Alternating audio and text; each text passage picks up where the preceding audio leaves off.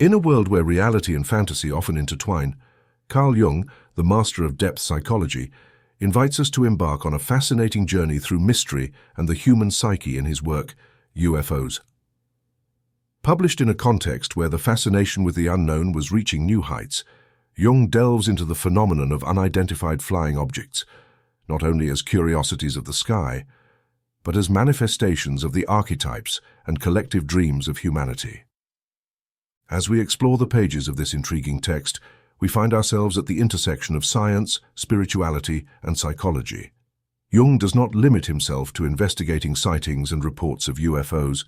He unravels their hidden symbolism, suggesting that these phenomena reflect the deepest yearnings and fears of our modern era. In a time of dizzying changes and existential challenges, UFOs become a mirror reflecting our search for meaning and connection in a vast and often bewildering universe. As we delve into this provocative analysis, the question that resonates in our minds is, what do these mysterious visitors reveal about ourselves and our psyche? Jung invites us to question our perceptions and confront the truth that ultimately, UFOs may be a symbol of our yearning for transcendence and our struggle to understand the inexplicable.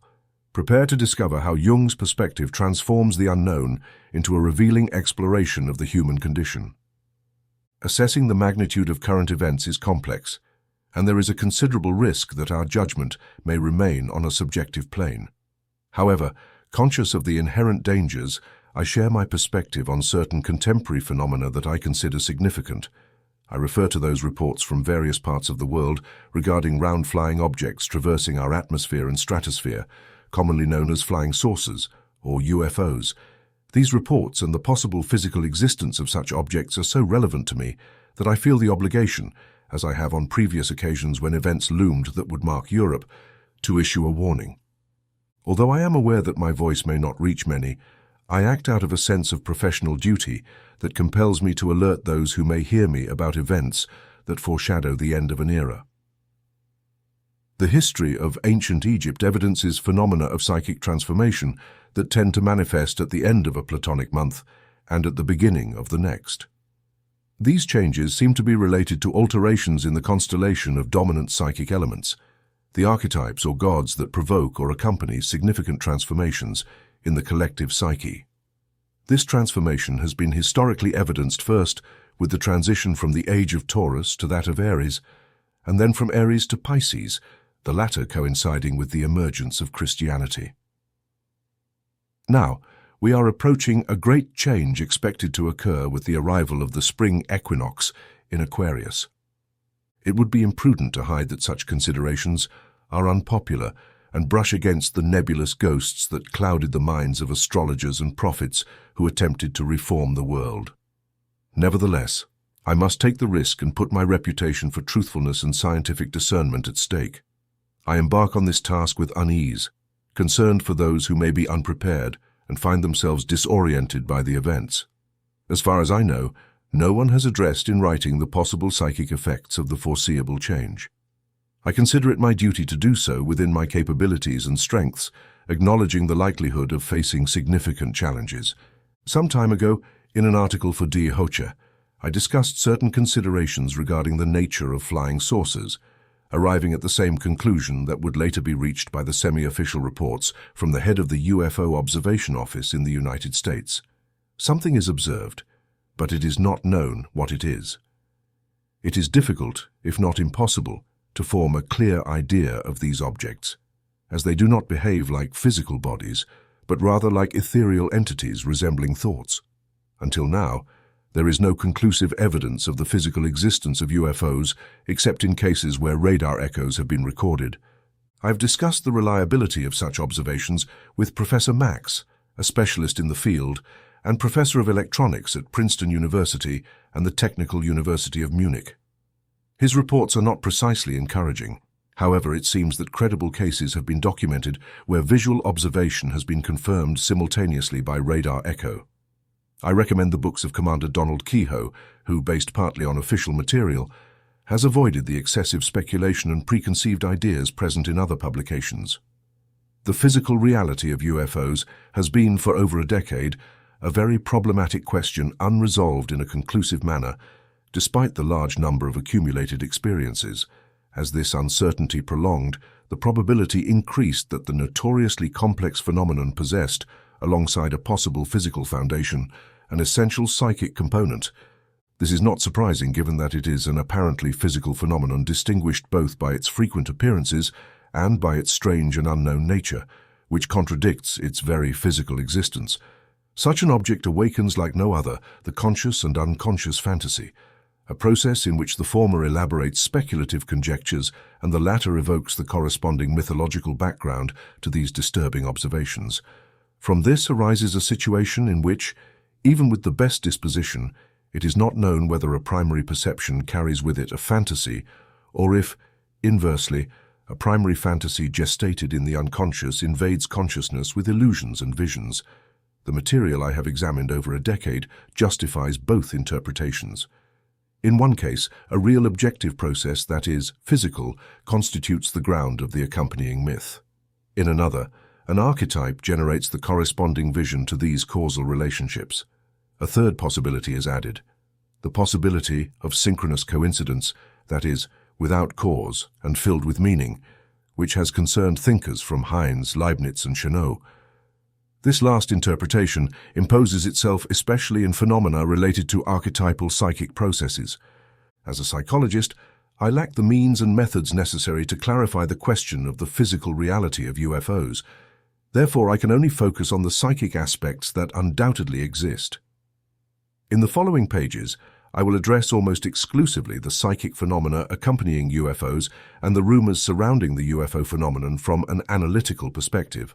The phenomenon of unidentified flying objects, UFOs, has generated considerable controversy and skepticism in various circles because the reports related to these events seem to challenge not only credibility but also established physical principles. It is not surprising that they are regarded as illusions, fantasies, or hoaxes. The mental health of those reporting these phenomena, including pilots and ground personnel, has even been called into question. Furthermore, it has been observed that a large proportion of these reports come from the United States, a nation known for its propensity for the extraordinary and its fondness for science fiction. To adequately address this natural response, it is necessary to initially examine the information about UFOs as a rumor and extract all possible conclusions through an analytical inquiry from a skeptical perspective. The reports about UFOs could be considered as a narrative repeated and disseminated on a global scale, distinguished from common rumors by the fact that they also manifest in the form of visions or are generated and perpetuated by them. This unusual variant may be termed visionary rumors. It resembles collective visions experienced by the Crusaders during the siege of Jerusalem, the soldiers of Mons in World War I, the devotees of Fatima, or the Swiss border troops during World War II. However, there are also instances where one or more individuals perceive something that lacks a real physical existence. For example, at a séance attended by a researcher, 4 of the 5 witnesses present claimed to see a small lunar object floating over the medium's abdomen, while the researcher perceived nothing, despite the others pointing precisely to the location where the phenomenon occurred. For them, it was incomprehensible that the researcher could not see it. Additionally, there are 3 other cases in which certain circumstances were perceived in great detail but later proved to be non-existent. The saying, "From the mouth of 2 witnesses, the whole truth," may be a valid principle, but in certain specific situations, it can be misleading. It is possible for responsible individuals in full possession of their mental faculties to perceive things that do not exist. There is no conclusive explanation for this phenomenon, which could be more common than is generally admitted. In fact, things that have been seen with one's own eyes are rarely verified, so it is never known with certainty whether they existed or not. These possibilities, although remote, must be considered when addressing a phenomenon as unusual as that of UFOs. Examining all relevant factors, visionary rumors always require an extraordinary and unusual emotion, unlike ordinary rumors, whose propagation and evolution are based simply on curiosity and the allure of sensationalism present everywhere. However, the action of elevating to the category of vision or sensory illusion implies a more intense excitement and, consequently, a deeper origin. The history of UFOs dates back to the last years of World War II, with sightings of mysterious projectiles in Sweden, supposedly invented by the Russians, and reports of lights accompanying Allied bombers on their raids over Germany. Subsequently, sightings of flying saucers occurred in the United States. The impossibility of identifying a terrestrial base for UFOs and explaining their physical properties led to speculation about an extraterrestrial origin. This variant of the rumor was related to the psychology of the Great New Jersey Panic that occurred before the outbreak of World War II, when a radio adaptation of H.G. Wells' novel The War of the Worlds, which narrated a Martian invasion of New York, triggered a real stampede and numerous car accidents. Apparently, the broadcast unleashed latent emotions in the face of the imminent war. The rumors adopted the theme of an extraterrestrial invasion, interpreting UFOs as machines piloted by intelligent beings from outer space. The seemingly weightless behavior of these flying objects and their intelligently directed movements were attributed to superior technical knowledge and power of the cosmic invaders. Since these visitors caused no harm and refrained from hostile actions, it was assumed that their presence in the Earth's atmosphere was due to curiosity and had observational purposes. Moreover, it appeared that airfields and atomic facilities exerted a special attraction on these objects. It was concluded that dangerous advances in atomic physics, especially in nuclear fission, had raised concern in neighboring planets and prompted an aerial reconnaissance mission on Earth. Humanity felt watched and cosmic spied upon. The rumor came to be officially recognized as the United States military established a special office tasked with collecting, investigating, and evaluating related observations. It seems that the same occurred in France, Italy, Sweden, Great Britain, and other countries. It was observed that after the publication of the report by Harvard J. Ruppel, news about flying saucers disappeared from the press for about a year, apparently ceasing to be news. However, a recent newspaper article reported that an American admiral proposed the creation of clubs across the country to meticulously collect and study UFO reports, indicating that interest in these objects has not been extinguished, and that observations are likely still occurring. According to rumors, UFOs usually have a lenticular, oblong, or cylindrical shape, exhibit various colors, or shine with a metallic glow. Their movement ranges from rest to speeds of about 15,000 kilometers per h, and in some cases, the acceleration is so violent that any human-like being would perish instantly. Their flight trajectory describes angles that only a weightless object could trace, resembling the flight of an insect. Like this, the UFO suddenly halts over an object of interest for a variable time, or flies in circles around it as if moved by curiosity, only to suddenly abandon the place and seek a new target in a zigzag flight. Therefore, they cannot be confused with meteors or reflections projected in the atmospheric layers due to thermal inversions. Their supposed interest in airfields and industrial facilities related to atomic fission is not always confirmed, as they have also been sighted in Antarctica, the Sahara, and the Himalayas. While reports seem to abound over the United States, recent reports indicate that they also fly over numerous areas of the Old World and the Far East. It is unclear what they are seeking or what they intend to observe. It seems that human aircraft awaken their curiosity, as they often fly towards them or chase them, but when the aircraft approach them, they flee. It cannot be asserted that their flights respond to a recognizable systematic plan. They behave more like groups of tourists randomly traversing a region, stopping here and there for a time, following this or that interest, which is changing and without apparent motive, rising to great heights or performing acrobatics before excited pilots. They can manifest with a size of up to 500 m in diameter or as small as streetlights. The existence of motherships from which small UFOs emerge or in which they take refuge has been mentioned. Sometimes they are piloted, other times not, and in such cases they are controlled remotely. Rumors suggest that the occupants of these vehicles measure about 3 feet in height and are similar to humans, or conversely, completely different. Other reports speak of 15-foot-tall giants who are beings attempting to cautiously orient themselves on Earth and carefully avoid any encounter with humans, or spy threateningly on landing sites with a view to a subsequent forced settlement on Earth by inhabitants of some troubled planet. For the moment, the insecurity about terrestrial physical conditions and the fear of possible unknown infections lead them to refrain from direct encounters with humans. Although they supposedly possess terrible weapons that would allow them to exterminate the entire population, along with their evidently superior technology, they are attributed with superior wisdom and a moral sense of good that would enable them to perform acts of kindness toward humanity. There are also reports circulating about landings where not only small beings were seen up close, but they even attempted to capture humans. A reliable source suggests that an entire squadron of 5 military planes, along with a large Navy seaplane, was swallowed and taken by motherships of UFOs in the region of the Bahamas. These reports, along with their documentation, are unsettling. If we add to this the generally recognized possibility of tracking the determined course of UFOs via radar, it becomes clear that an excellent science fiction story could arise from this.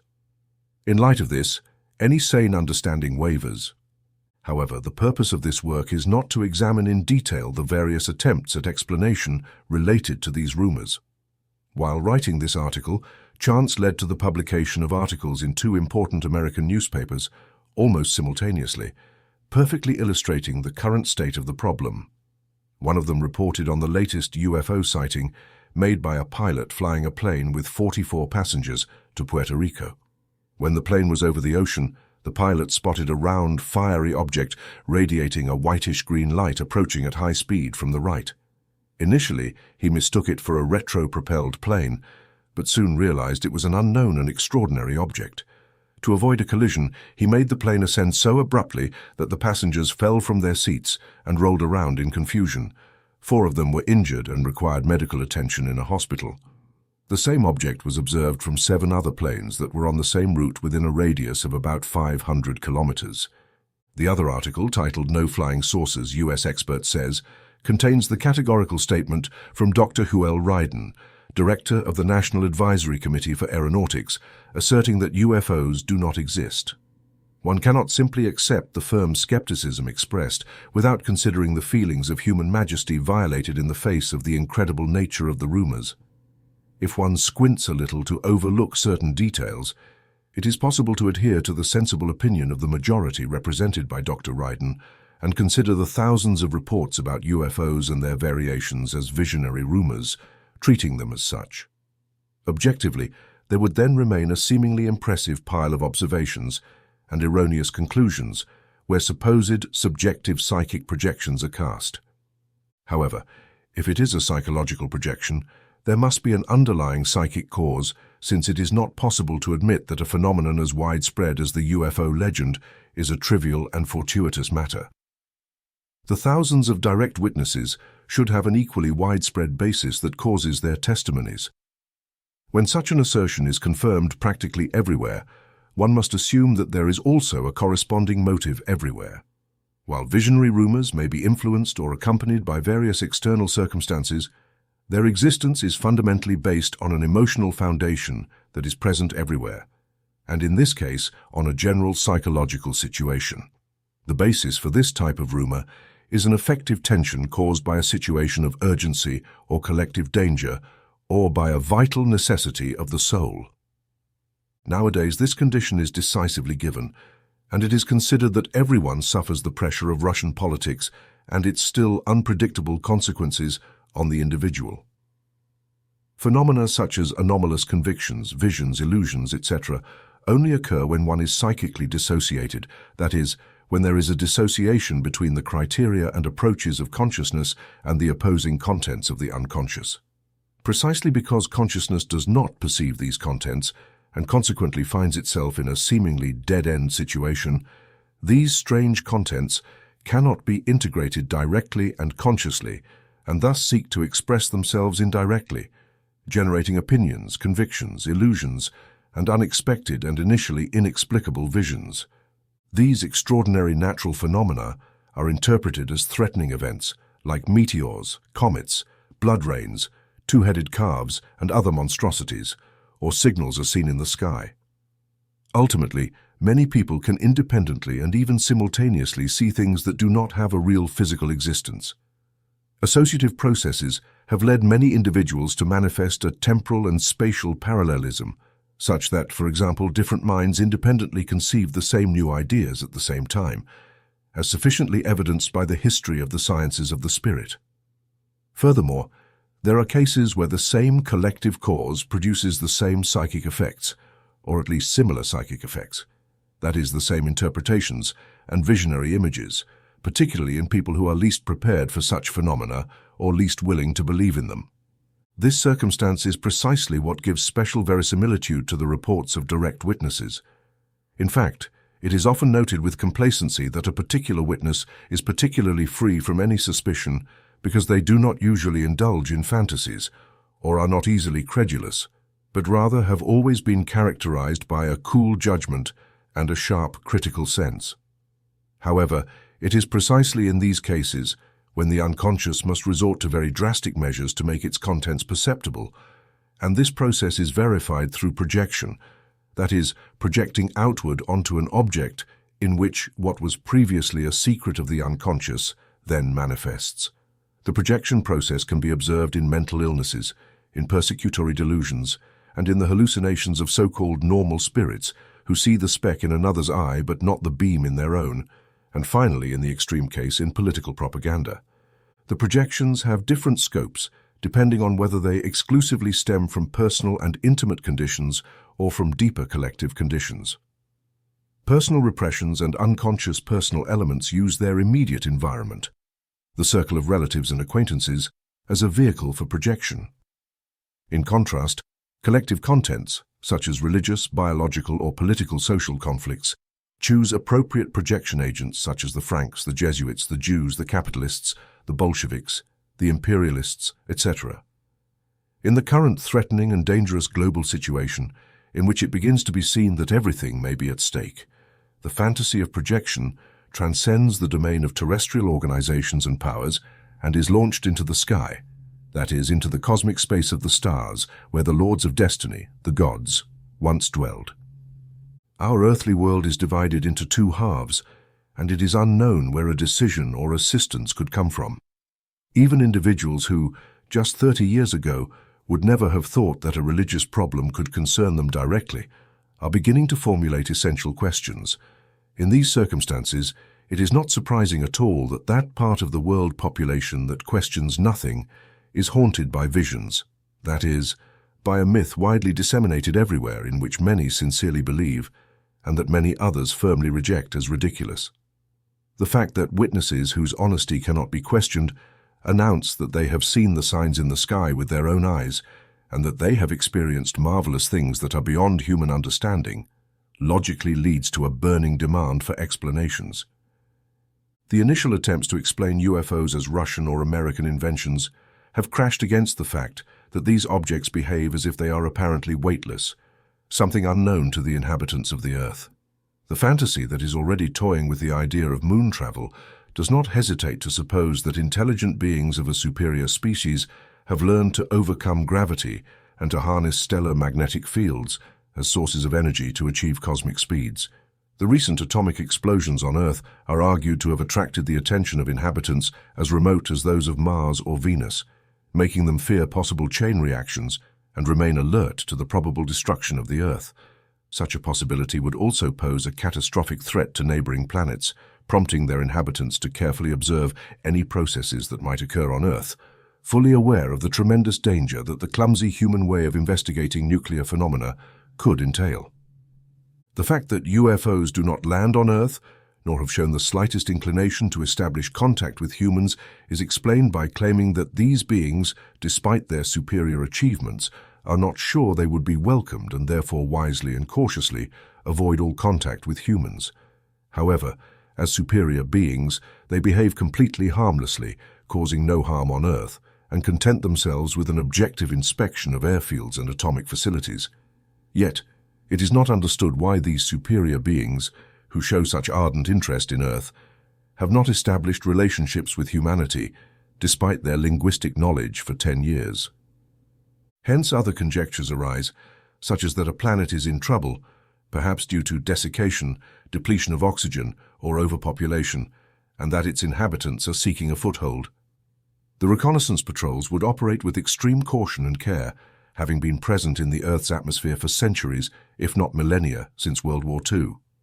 They would have rushed en masse because evidently a landing was projected soon. Recently, the harmless nature of these patrols has been called into question again due to various experiences. There are even accounts of supposed direct witnesses who claim to have seen UFO landings with crews speaking in English. These space visitors are partly idealized figures similar to rational angels who care for human health, partly dwarfs with large heads housing extraordinary intelligence, and partly monstrous beings like lemurs covered in fur, equipped with claws and armored like insects. There are even direct witnesses who report having flown in a UFO and made a trip around the moon in just a few hours. One of them provides the astonishing news that the part of the moon hidden from Earth's view possesses atmosphere, water, forests and populations, without appearing to be at all concerned about the moon's peculiar whim of showing Earth precisely its most inhospitable aspect. Educated and well-meaning people swallow these physical absurdities. Considering the manifest enthusiasm of Americans for cameras, it is surprising that there appear to be so few authentic photographs of UFOs, despite them often being observed for hours and at relatively close distances. By coincidence, there is the case of someone in Guatemala who, along with 100 other people, saw a UFO. The man had a camera with him, but curiously, amid the excitement, he completely forgot to take a photograph, even though the event occurred during the day and the UFO was visible for more than an hour. There is no reason to doubt the honesty of the report, which, however, strengthened the impression that UFOs are not precisely photogenic. As can be seen from the above, the observation and interpretation of UFOs has given rise to a true legend. Independently of the thousands of articles and journalistic chronicles, there is already a series of books on this subject, both for and against partly rubbish and partly serious works, as demonstrated by the most recent observations. The phenomenon itself seems to be slipping out of hands. For the moment, it seems to evade scrutiny. But whatever the case may be, one thing can be asserted with certainty. It has become a living myth. Humanity has here the opportunity to see how a legend is born and how a marvelous fable is formed about the invasion, or at least the approach, of extraterrestrial celestial powers during a dark and difficult time in human history. An era, on the other hand, in which human fantasy is preparing to seriously discuss the possibility of travels through cosmic space, of visits, and even of invasions to other celestial bodies. While humans, for their part, pretend to reach the Moon and Mars, it is speculated that the inhabitants of other planets in our system, and even planets in the realm of fixed stars, would also intend to reach Earth. Humanity is aware of its aspiration to traverse interstellar spaces, but the corresponding extraterrestrial trend is merely a mythological conjecture, that is, a projection. The taste for adventure and the sensational, the risky technical enterprise and the current intellectual curiosity are certainly seemingly sufficient motives for human creative fantasy. But as often happens, such impulses of fantasy recognize, even if they adopt serious forms like artificial satellites of the Earth, an underlying cause, that is, a situation of vital urgency and, consequently, a general anxiety. It could easily be assumed that human beings live on Earth with increasing narrowness and that they would like to escape from their prison, in which they are threatened not only by the hydrogen bomb, but even more profoundly by the torrential increase in population, which constitutes a serious concern. The latter is a problem that is not usually discussed with complacency or is only referred to with optimistic references to the unpredictable possibilities of intensive food production, as if this were anything more than a mere postponement of the definitive solution. As a precaution, the Indian government has allocated funds for birth control, and Russia is utilizing the system of labor camps to practice sterilization and reduce the dreaded excess of births. It is true that the highly civilized countries of the West rely on other means, but the immediate danger does not come from them, but mainly from the underdeveloped populations of Africa and Asia. This is not the appropriate place to discuss the extent to which the two world wars were also the result of this pressing problem of limiting the population at any cost. Nature has many ways of disposing of its superfluous products. The living space of human beings is effectively shrinking more and more, and several peoples have long since exceeded their optimal state in this regard. The danger of catastrophe is proportional to the congestion of growing populations. This narrowness engenders fear, which drives the search for remedy in an extraterrestrial sphere, since the Earth cannot offer it. Then signs appear in the sky, superior beings navigating in a kind of spacecraft, just as human technical fantasy might imagine it. A distress whose full scope is not understood, and of which, for that very reason, there is no awareness. Explanatory projections arise that believe they find the cause of the distress in all possible and imaginable secondary deficiencies. Some of these deficiencies are today so evident that it seems almost superfluous to study them in greater detail. But if one wants to understand a general rumor that circulates among the masses, and that apparently even accompanies collective visions, it is not possible to settle for explanations based on overly rational and superficially clear motives. The cause must lie in the roots of existence itself if it is to explain such an extraordinary phenomenon as UFOs. It is true that in previous centuries curious things were seen, but such phenomena only gave rise to regional and vulgar rumors at that time. The universal rumor of the masses was reserved for the present enlightened and rationalist age.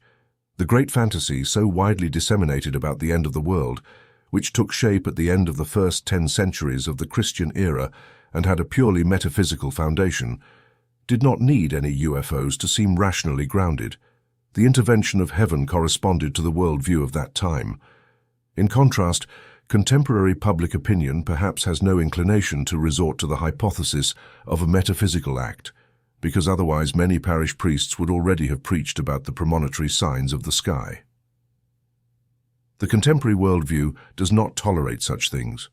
Perhaps humanity would be more inclined to think of the possibilities of psychic disturbances, especially since the last World War seems to have rendered the spiritual condition somewhat dubious, and with this circumstance is related a growing insecurity in all spheres. Even the historical explanation when it comes to valuing and explaining the phenomena that occurred in Europe during the last decades cannot be carried out by the usual means. Rather, it is necessary to recognize that psychological and psychopathological factors began to greatly broaden the horizon of historians.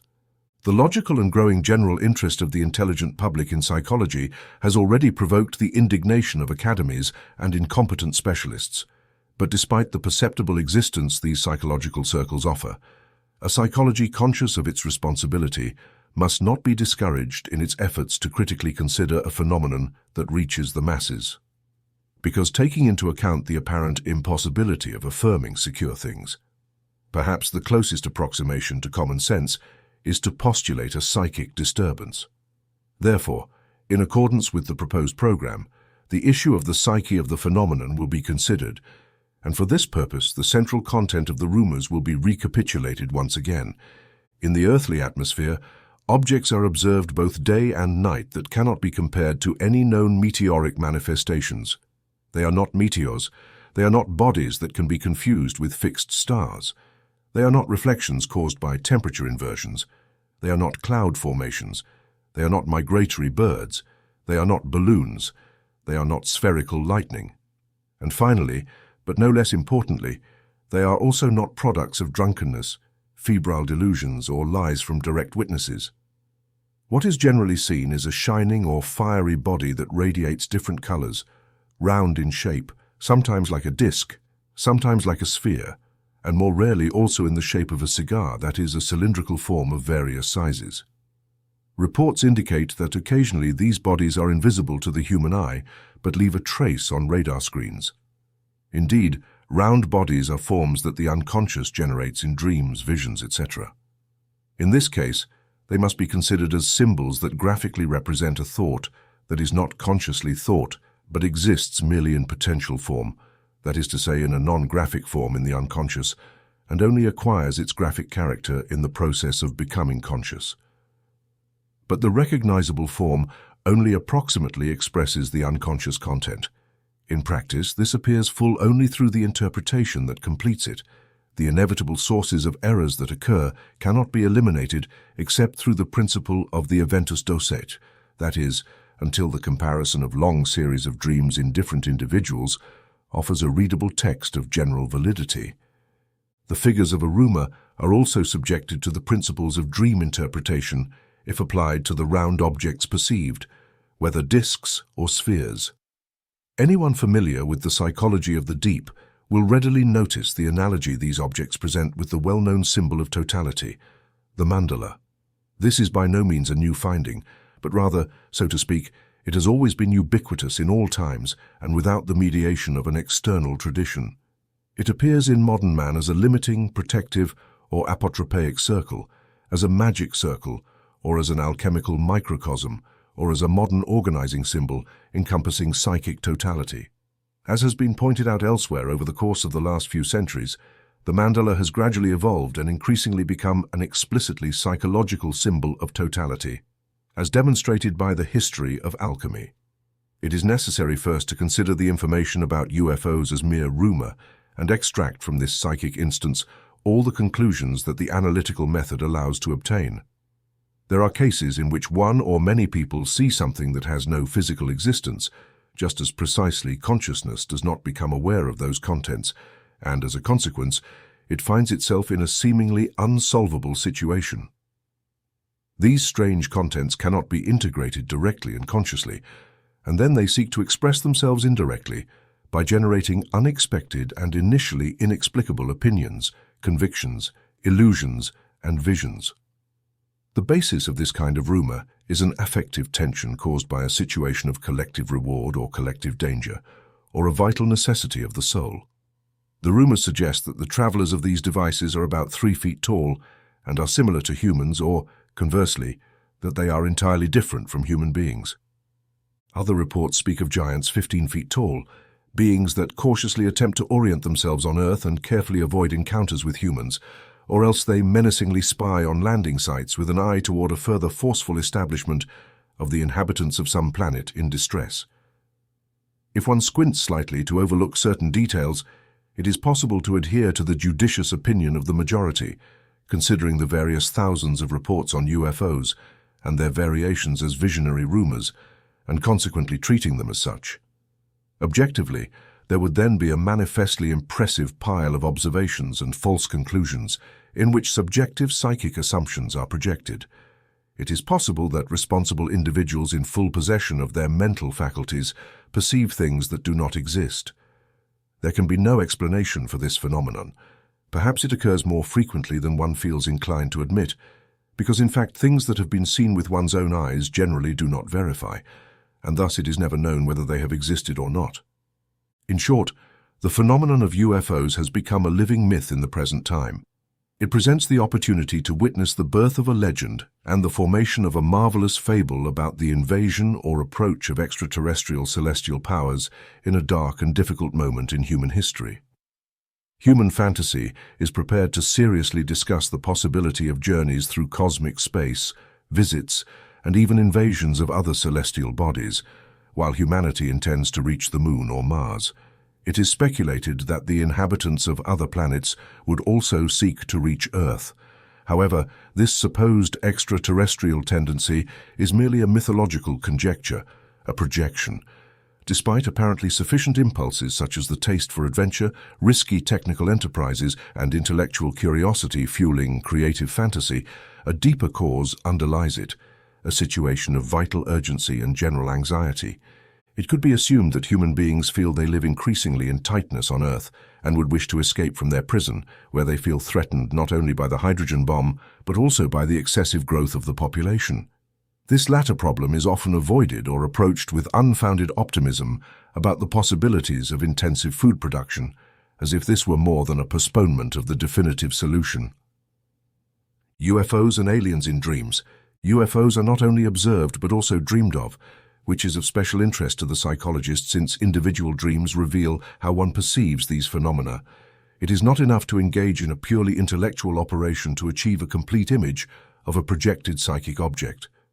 It is necessary that, in addition to the 3 psychic aspects of feeling, valuation, sensation, reality, and intuitive perception of possibilities, the reaction of the unconscious intervenes, namely the totality of unconscious associations.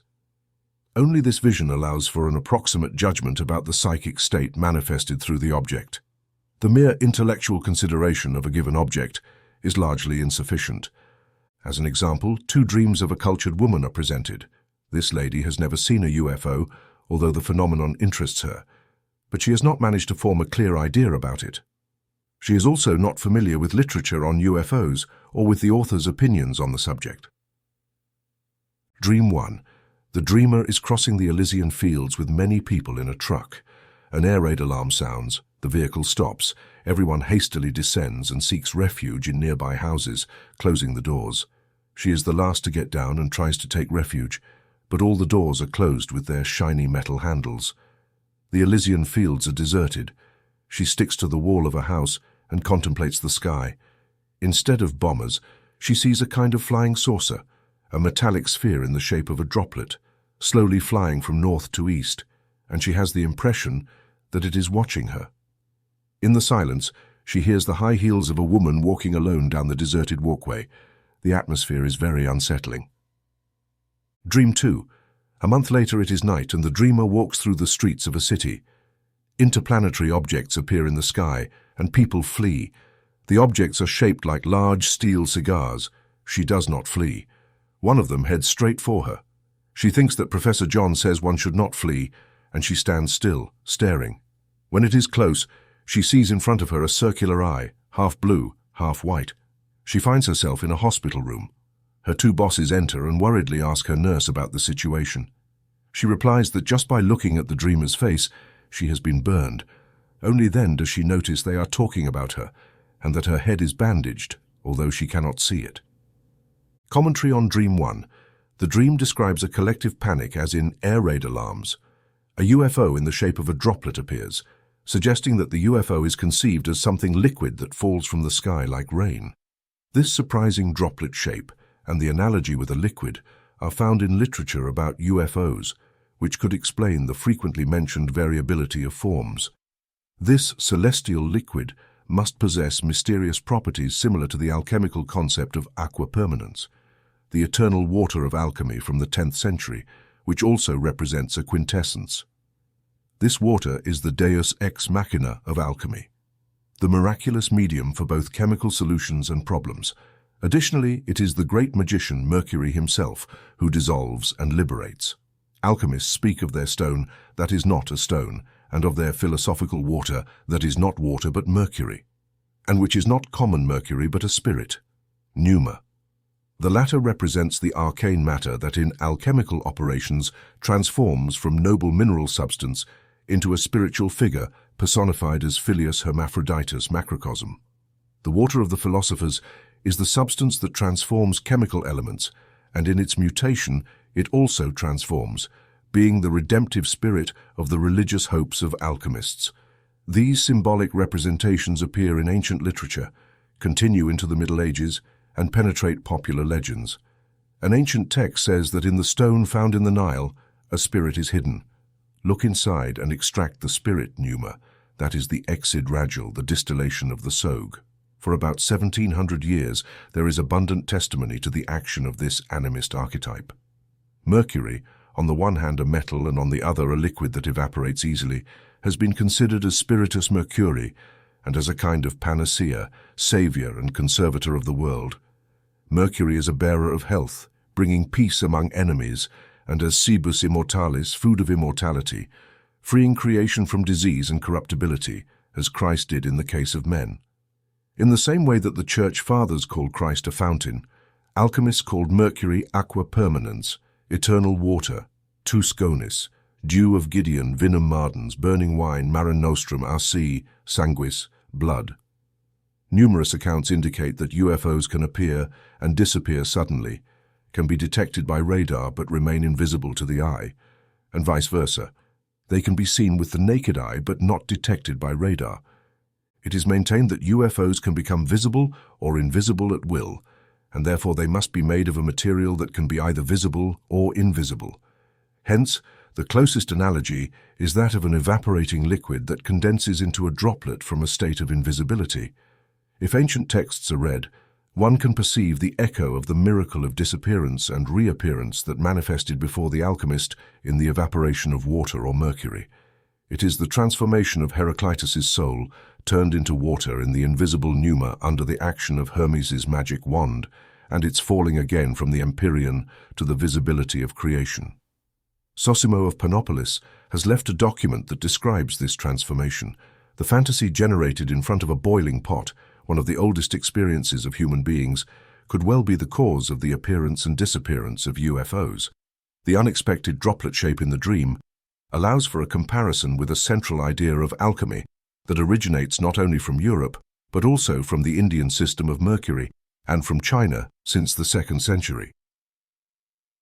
The extraordinary nature of UFOs corresponds to the extraordinary character of their psychological context, which becomes evident if such an interpretation is made. Given the singular nature of the UFO phenomenon, one cannot expect that known rationalist principles will suffice to address it. A psychoanalytic intellect could transform the image of UFOs through a sexual theory into a sexual fantasy, concluding that a repressed womb descends from the sky. This interpretation would fit quite well with the ancient medical conception of hysteria, where hysteria equals womb, especially in the case of a woman who has a distressing dream. But how does this interpretation explain the pilots who are male and the primary creators of the rumors? The sexual language could signify little more than any other means of symbolic expression. This type of explanation is as mythological and rationalistic as the technical fables about the nature and purposes of UFOs. The dreamer knows psychology well enough to understand that she should not yield to fear and flee, although she would prefer to do so. However, the unconscious creates in the dream a situation from which she cannot escape. Thus, the dreamer has the opportunity to examine the phenomenon closely, revealing itself as offensive. Moreover, the calm steps of a woman indicate the presence of someone who has not even perceived the phenomenon, or who does not feel fear. Commentary on Dream 2. The dream begins by establishing that it is nighttime and everything is dark. It is a time when one normally sleeps and dreams. As in the previous dream, panic reigns. A multitude of UFOs appears.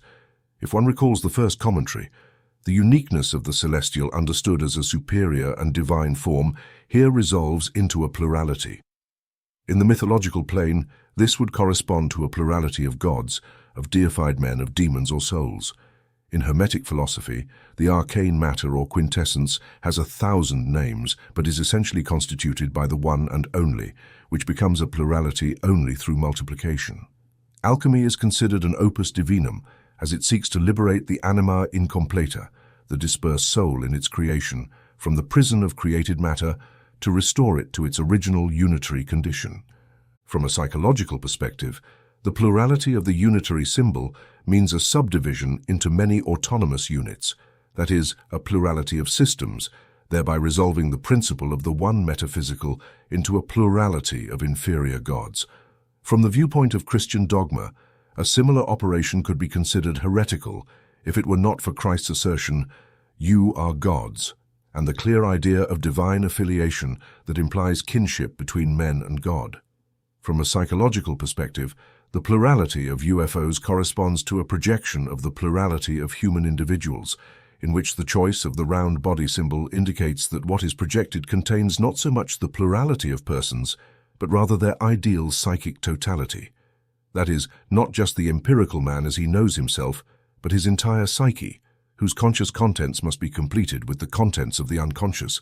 Some things are known about the unconscious that allow for extending assumptions, but we are far from being able to outline a sufficiently well-founded aesthetic picture of the whole. There are experiences.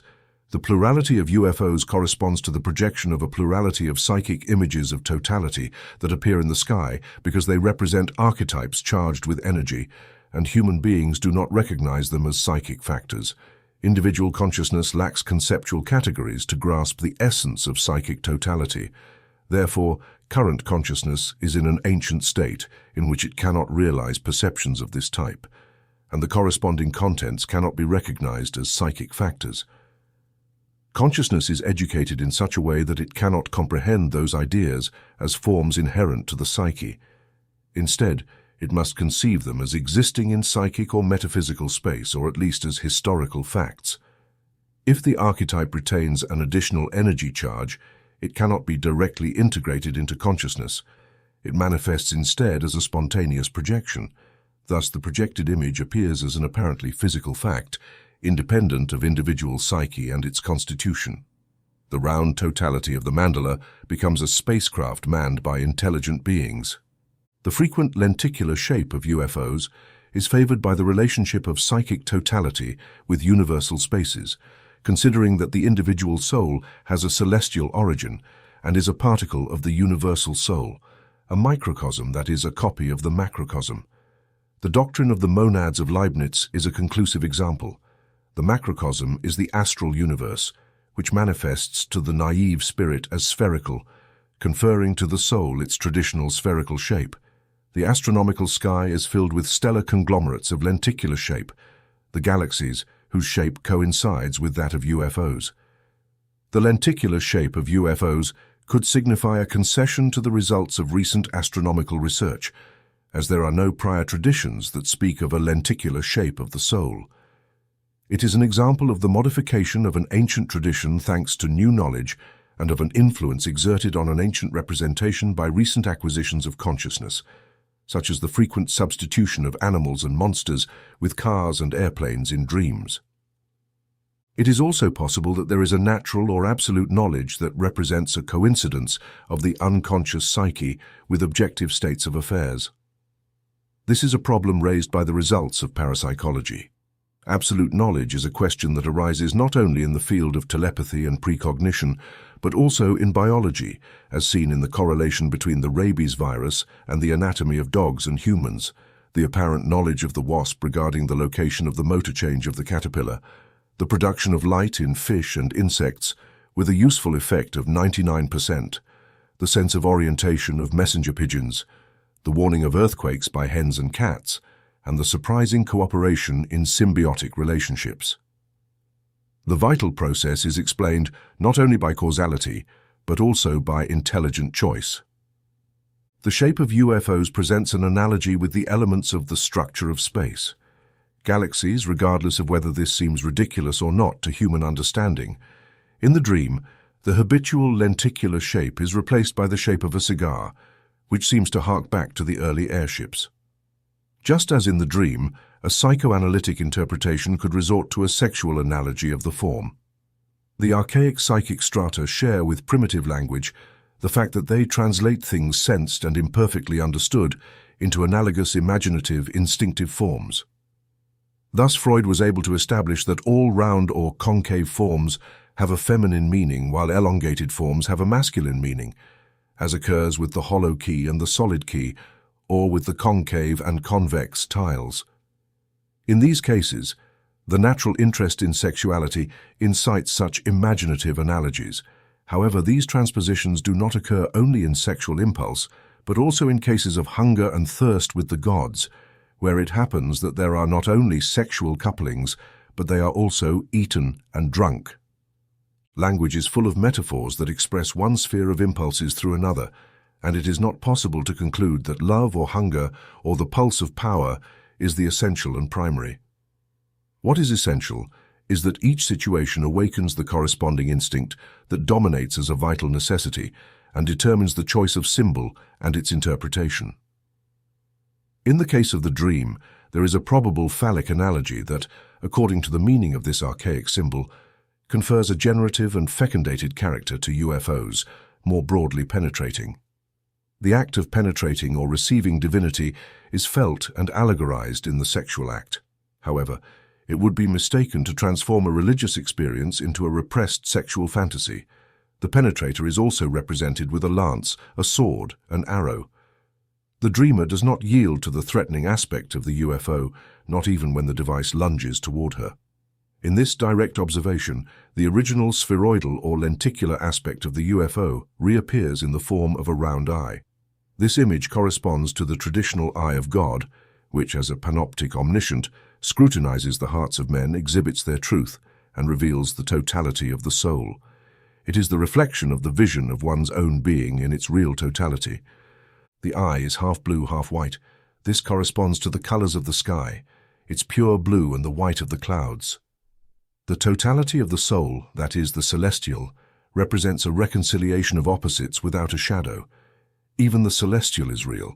It always has two aspects, one lighter and the other darker, like the pre-Christian representation of God in the Old Testament, which corresponds better to the experience of the religious fact than the Christian originated summum bonum.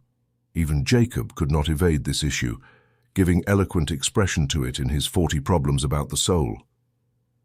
The droplet shape of the UFO, which indicates a liquid substance, makes way here for a circular form that not only sees but also radiates heat.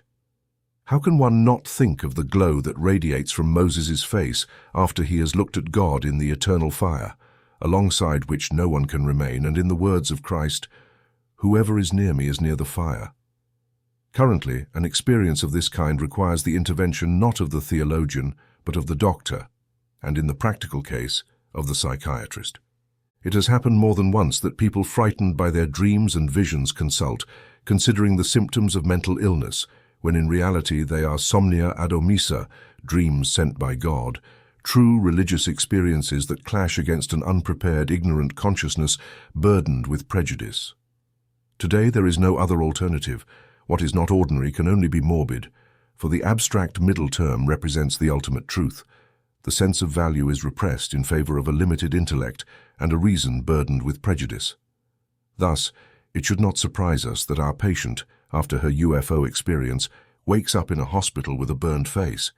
This is, of course, a contemporary story.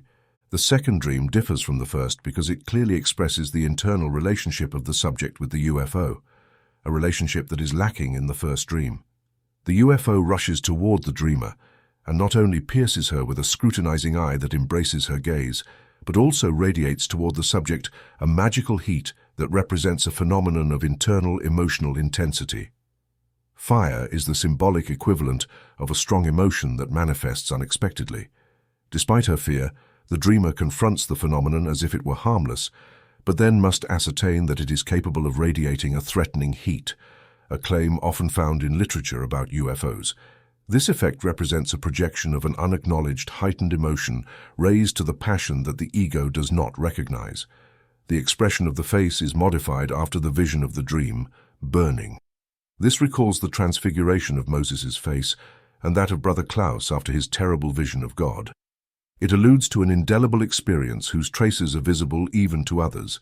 That is, the phenomenon has determined a modification in the general expression of the person. However, from a psychological point of view, the fact, until it is integrated into consciousness, only signifies a potential modification. Therefore, Brother Klaus had to undertake studies and meditations until he managed to recognize in his transfigured face a vision of the Holy Trinity, and transform the experience into content integrated into consciousness, a content that intellectually and ethically obliged him. Our dreamer still lacks the realization of this work, as do all those who see UFOs, dream of them, or spread rumors about them. The symbols of divinity coincide with those of the celestial. That is, what on one hand means the psychic totality expresses on the other hand the idea of divinity.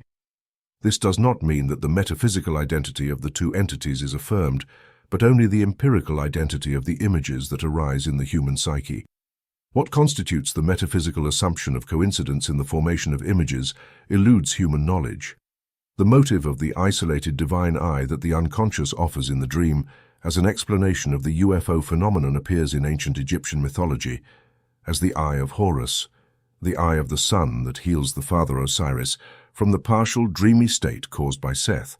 The representation of the autonomous eye of God is also found in Christian iconology, and it is essential to place the products of the collective unconscious, namely, the images that exhibit a mythological character, within a historical symbolic context, as they form the language of the innate psyche and its structure.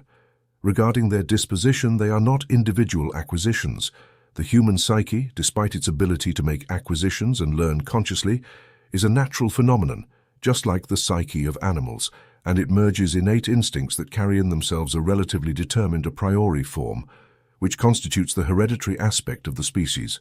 Free will, intention, and all personal differentiations are late acquisitions that owe their existence to a consciousness, emancipated from mere instinctive configurations of archetypes. Attempts to explain it based on the person lead to error. Instead, the historical symbolic comparison is fruitful for scientific reasons and allows for a deeper understanding. The amplifying historical symbolic treatment produces a result that at first creates the impression of a retroactive pressure, which can engender neurosis because the affective load seeks an outlet. On the other hand, as the dream clearly shows, the phenomenon of UFOs is based on deep strata of the unconscious that have historically expressed themselves in numinous representations. It is there that an explanation of the mysterious event must be sought. They shed significant light on their meaningful existence because they are not about historical reminiscences in dark abysses or comparative psychological verifications, but rather current, affective processes. Never before has such extraordinary attention been paid to the atmosphere and the celestial sphere for technical reasons. This statement is especially valid in the case of aviators, whose visual field is filled with instruments in their cockpit and the void of cosmic space. Their consciousness is concentrated on particularities that require careful observation, and their unconscious tends to fill the indeterminate void of space. The discipline of the pilot and their common sense prevent them from observing anything that might emerge from within and become perceptible. This situation represents an ideal condition for spontaneous psychic phenomena to occur.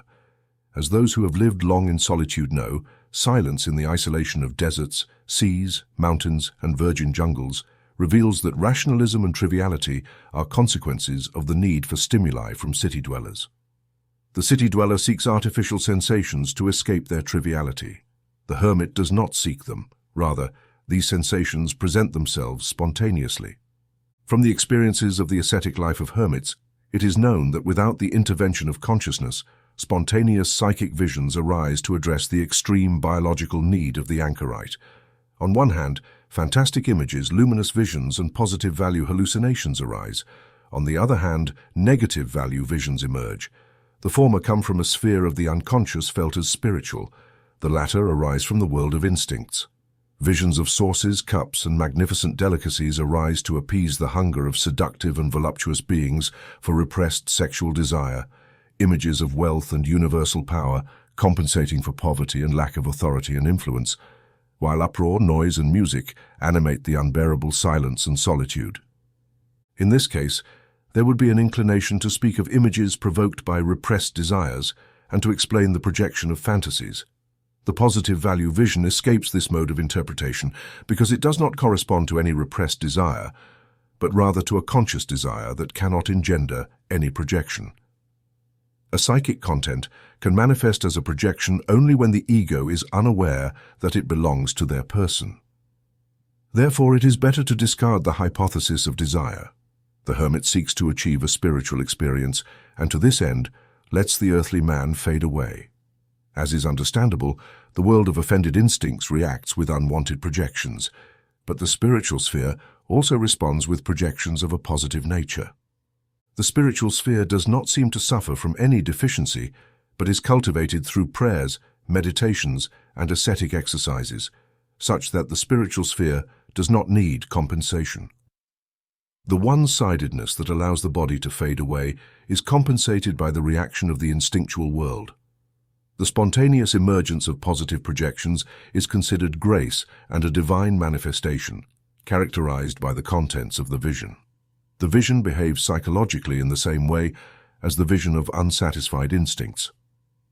Despite the saint doing everything they can to nourish and cultivate their spirituality, the saint does not allow the spiritual man to perish and cannot have a need for any compensation. Concerning this, according to the theory of compensation, we must link the paradoxical idea that the spiritual state of the hermit, despite appearances, is one of dissatisfaction that needs adequate compensation. Just as physical hunger is alleviated by the sight of food, the hunger of the soul is satisfied with visions of luminous images. However, it is unconvincing to think that the hermit's soul goes hungry. The anchorite dedicates their life to obtaining the bread and the suprasubstantial that quenches their spiritual hunger, relying on faith, the doctrine of the Church, and the means to obtain grace. Why would they feel that something is lacking? Yet in reality these things do not nourish them, and their yearning does not abate. What they need is the immediate experience of spiritual reality, regardless of how it presents itself. It does not matter if reality manifests in a concrete or symbolic way. The hermit does not await the physical tangibility of an earthly thing, but the intangibility of a spiritual vision. This experience compensates for the emptiness of traditional forms. Then a numinous image appears, as real as the illusions of their unsatisfied impulses, but this image is desired, unlike the illusions of their sensible world. As long as luminous contents are expressed through traditional forms, there is no cause for concern. But if these contents reveal their archaic nature through unusual and disconcerting properties, the situation becomes ambiguous and painful. A manifestation that seems divine can be misinterpreted as a deception of the demon. The distinction between the real and the unreal is based solely on tradition, not on the reality of the visions. The vision and its luminous contents are psychic phenomena. The spirit responds to the spirit. While in the case of fasting, the need for food provokes a hallucination, not a real meal. In the first case, the solution is satisfactory. In the latter, it is evidently unsatisfactory. Nevertheless, the structure of the phenomenon is similar. In the case of physical hunger, man needs real food. In the case of spiritual hunger, they need the luminous content, which by its nature is archetypal and has presented natural manifestations since time immemorial. Christian symbolism is based on archetypal models that date back to prehistory. The original and total character of the symbol encompasses all human interests and instincts, thus guaranteeing the luminosity of the archetype. In the comparative study of religions, religious and spiritual aspects are continuously associated with sexuality, hunger, the fighting instinct, and power. In some societies, hunger is more important than sexuality and vice versa. For example, modern civilization imposes more sexual taboos than restrictions related to hunger. In our society, sexual limitation assumes the role of an offended divinity that indirectly enforces its rights in all spheres, even in psychology, where it attempts to reduce spirit to sexual repression. The interpretation of symbolism through sexuality is taken very seriously today.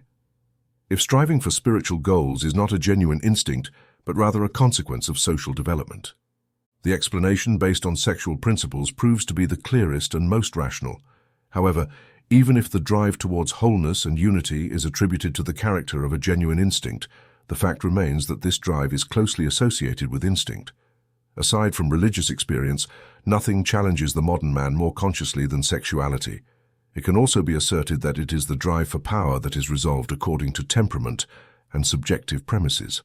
The only undeniable fact is that the religious impulse towards wholeness plays the most modest role in current consciousness, because it can only liberate with effort and after continuous relapses into associations with the other two impulses. While these relate to the mundane, the religious impulse requires a more differentiated consciousness capable of reflection, judgment, and responsibility. The relatively unconscious man, tied to nature, clings to the everyday, to what he learns through his senses, which is probably valid collectively. This attitude reflects the maxim, thinking is difficult. Thus, most men judge that existence is alleviated when something apparently complicated is reduced to something habitual, even trivial. The reduction to sexuality and the drive for power provides considerable satisfaction to a rationalist and materialist mind because it apparently eliminates intellectual and moral difficulty. Furthermore, there is the feeling of having done useful work, freeing the individual from a superfluous moral and social weight.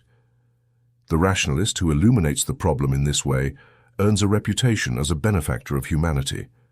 However, this liberation leads to worse repression, a rationalist repression or a cynicism that drains the soul and drives the power impulse towards socialist idealism, which has already come to a halt in the prison of the communist state. Thus, the containment of the other two instincts achieves the opposite of individual liberation. This unachieved task reinforces to an almost pathological degree the demands of the other two impulses that have always hindered a higher evolution of man. This has engendered the characteristic neurosis of our time and is the main cause of the dissociation of the individual from the world. The Church, aware of the situation, has made sexuality its main enemy, fighting against it from all angles. This has provoked an abused sexual consciousness, fostering reflection and the expansion of consciousness. The magnificent explanation of the universe provided by the Catholic Church, much criticized by Protestants, aims to show the power drive the strength of the spirit. Less than 0.1% of the world's population allows itself to be instructed by reflections. All others yield to the force of evident graphics.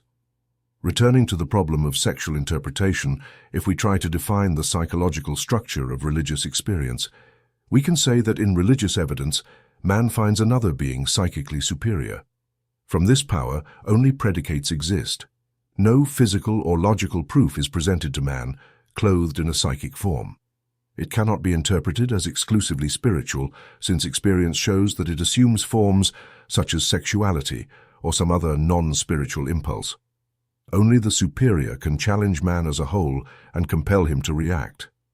Consequently, it cannot be proven that such facts exist or should exist, nor that they are anything more than psychic. Evidence rests exclusively on assertions and confessions. Given the undervaluation of the soul in our materialistic age, this seems to condemn the religious fact. The average intellect seeks refuge in disbelief or credulity, as the soul appears to him as an elusive fog. Facts are solid or mere illusions produced by repressed sexuality or compensations of inferiority complexes. There is a proposal to recognize the soul as having its own reality, even though it is far from being able to explain consciousness biochemically. Chemistry does not even explain the selective process of food assimilation, let alone the self-regulation and self-preservation of the organism. The soul seems to coincide with the reality of life and to be in relation to the laws of the inorganic. Moreover, it possesses a property that is preferred not to be admitted, the relativizing factor of time and space that parapsychology attempts to understand. Since the empirical unconscious was discovered, the psyche and what happens within it are natural facts and not arbitrary opinions. Consciousness, with its kaleidoscopic mobility, rests upon the conservative foundation of instincts and their specific forms, archetypes. This world of deep psychic strata reveals itself as antagonistic to consciousness, which, due to its mobility and learning capacity, often runs the risk of losing its roots. As a consequence, men have practiced rites since time immemorial to ensure the cooperation of the unconscious. In a primitive world, gods, spirits, destiny, and the magical properties of time and place are continuously remembered, recognizing that the will of man represents only a fragment of a total situation.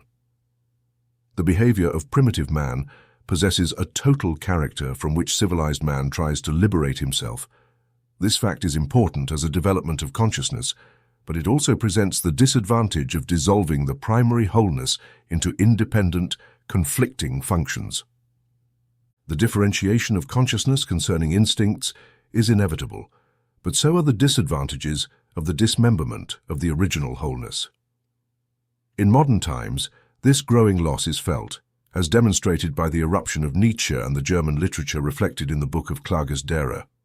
As a consequence of this fragmentation, the individual functions of consciousness differentiate and reach a kind of autonomy, creating a world of their own. This causes consciousness to lose its balance. If intellect predominates, the judgment of values of movements yields, and vice versa. If the function of the real predominates, intuition loses power, as it generally shows little interest in evident facts. An evolution of this type allows for specialization, but also unilateralism. Our ability to be unilateral leads us to consider things from a single perspective, reducing them to a single principle. In psychology, this leads to unilateral explanations, where extroversion predominates and is reduced to influences from the outside world, while introversion reduces everything to hereditary psychophysical disposition and intellectual and emotional factors. Both attitudes tend toward the mechanization of the psychic apparatus. Attempting to express both points of view would be accused of confusion, but in truth both should be applied, resulting in paradoxical propositions. To avoid this plurality of principles of interpretation, it is preferred to consider one of the fundamental drives. Nietzsche focuses on the drive for power, Freud on pleasure and renunciation. In Nietzsche, the unconscious is perceptible as a factor. In Freud, it is a condition sine qua non. Altering subjective psychology, megalomania limits the visual field, and the unconscious loses significance. The same fate befalls Freudian psychoanalysis in the generation of disciples. Freud's contributions to the psychology of the unconscious have remained stuck in the Oedipus complex, without further development of the evidence of the sexual instinct. In the Oedipus complex, the argument is so convincing that a limited worldview could declare itself satisfied with the demand for subjective power. In Adler, it also focuses on a unique instinct, leading to the dead end of specialization and fragmentary interpretation. Freud's contribution points to psychic phenomenology, allowing for a general picture of the psyche. The psyche manifests in collective psychic phenomena, not only in the subjective sphere of the individual. The method and theory were initially in the hands of the physician who deals with individuals with personal problems. The physician does not think of conducting an in-depth investigation. His historical demands and naturalistic training do not help in studying the general assumptions of psychological knowledge. Reut ventured into the proto-history of the human psyche, an insecure and conjectural terrain, abandoning solid ground by transferring the acquired notions of the modern neurotic to the vast field of primitive psychology. He did not realize that under different conditions, values shift and other dominant psychic elements come into play.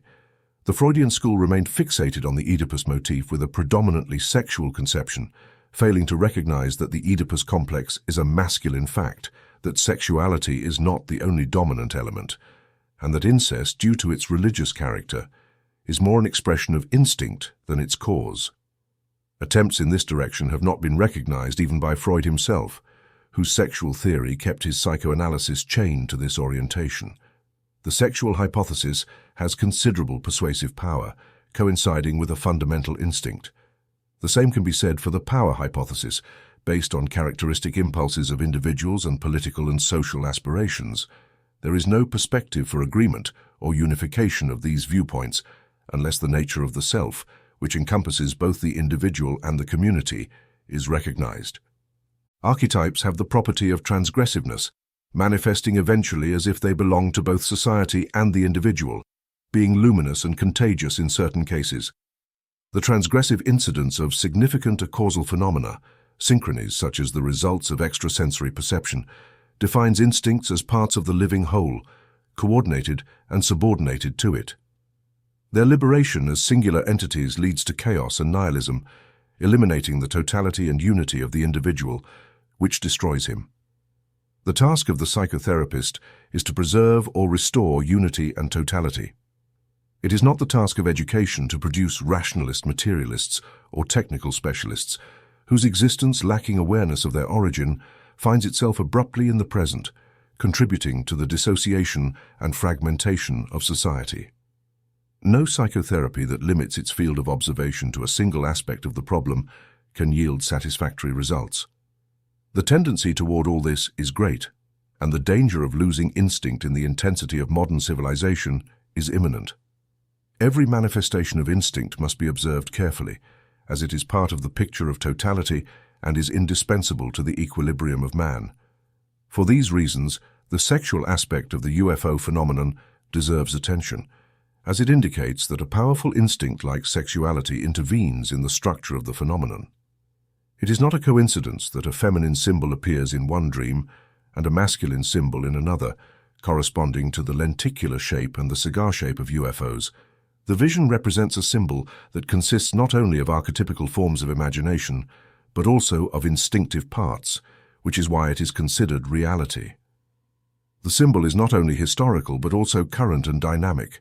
It therefore affects man not only in his conscious technical fantasy or philosophical speculation, but also in the depths of his animal nature. It encompasses all the expected conditions of an authentic symbol, encompassing man in his entirety.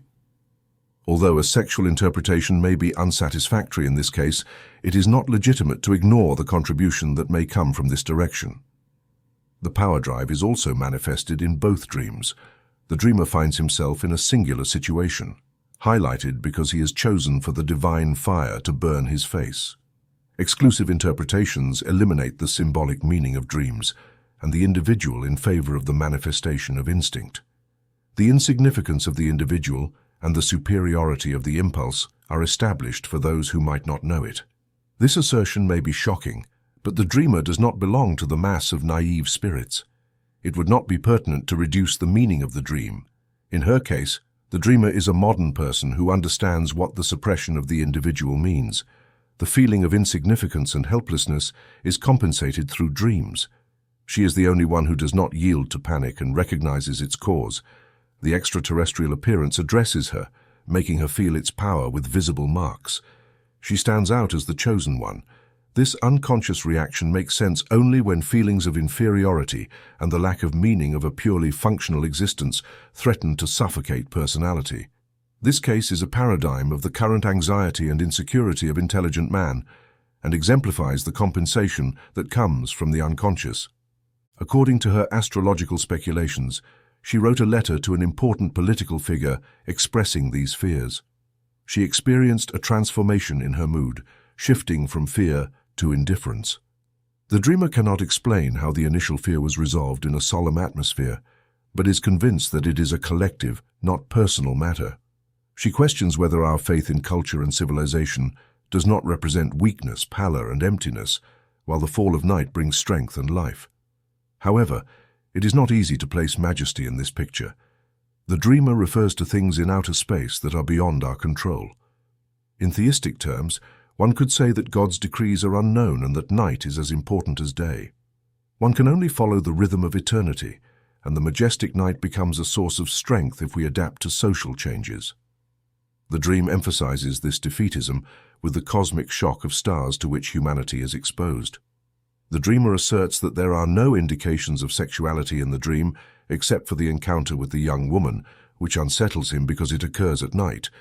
The wicker chair, according to the dreamer, suggests an excellent condition for concentrated mental work, as indicated in the notebook. Since the dreamer is passionate about astrology, the numerical combination 118 appears enigmatic to him. He believes that 11, 8, is the month and day of his death, placing fatal November in 1962 amid the world war he fears. He concludes that he is unsure of this interpretation. The dream left the dreamer with a strange feeling of satisfaction and gratitude for having had this experience. He considers it a great dream that many people have had without understanding or misinterpreting it. Commentary on the dream. The dream begins with a twilight in which the sun is covered with clouds, highlighting its round shape. This tendency is confirmed with the appearance of a second sun, Jupiter, and other round bodies, things from outer space. This dream can be considered among the psychic phenomena related to UFOs. The sinister pallor of the sun alludes to the fear of imminent catastrophic events of extraterrestrial origin. Jupiter, the father of the gods, has come out of its orbit and is approaching the Earth. This motif is found in the memories of the mentally ill. The unconscious interprets the threatening element as a divine intervention manifested in the appearance of smaller copies of Jupiter. The dreamer does not consciously associate the symbols with UFOs. Although a cosmic catastrophe seems imminent, fear transforms into a solemn and reverent mood suitable for an epiphany. However, the arrival of God signifies a serious danger, as celestial bodies explode on Earth like large bombs, reflecting the dreamer's concern about a world war. Interestingly, the explosions do not cause the expected earthquake and seem to have a particular nature. No visible destruction occurs around the dreamer. The encounter with the young woman who continues to work without concern and her prophecy about the dreamer's death indicate a compensatory aspect of the anima. The anima represents a more complete aspect of the unconscious, countering the excitement of the ego's consciousness and alluding to the existing totality of the self. The young woman suggests that the dreamer's true fear is her own death, not a cosmic catastrophe.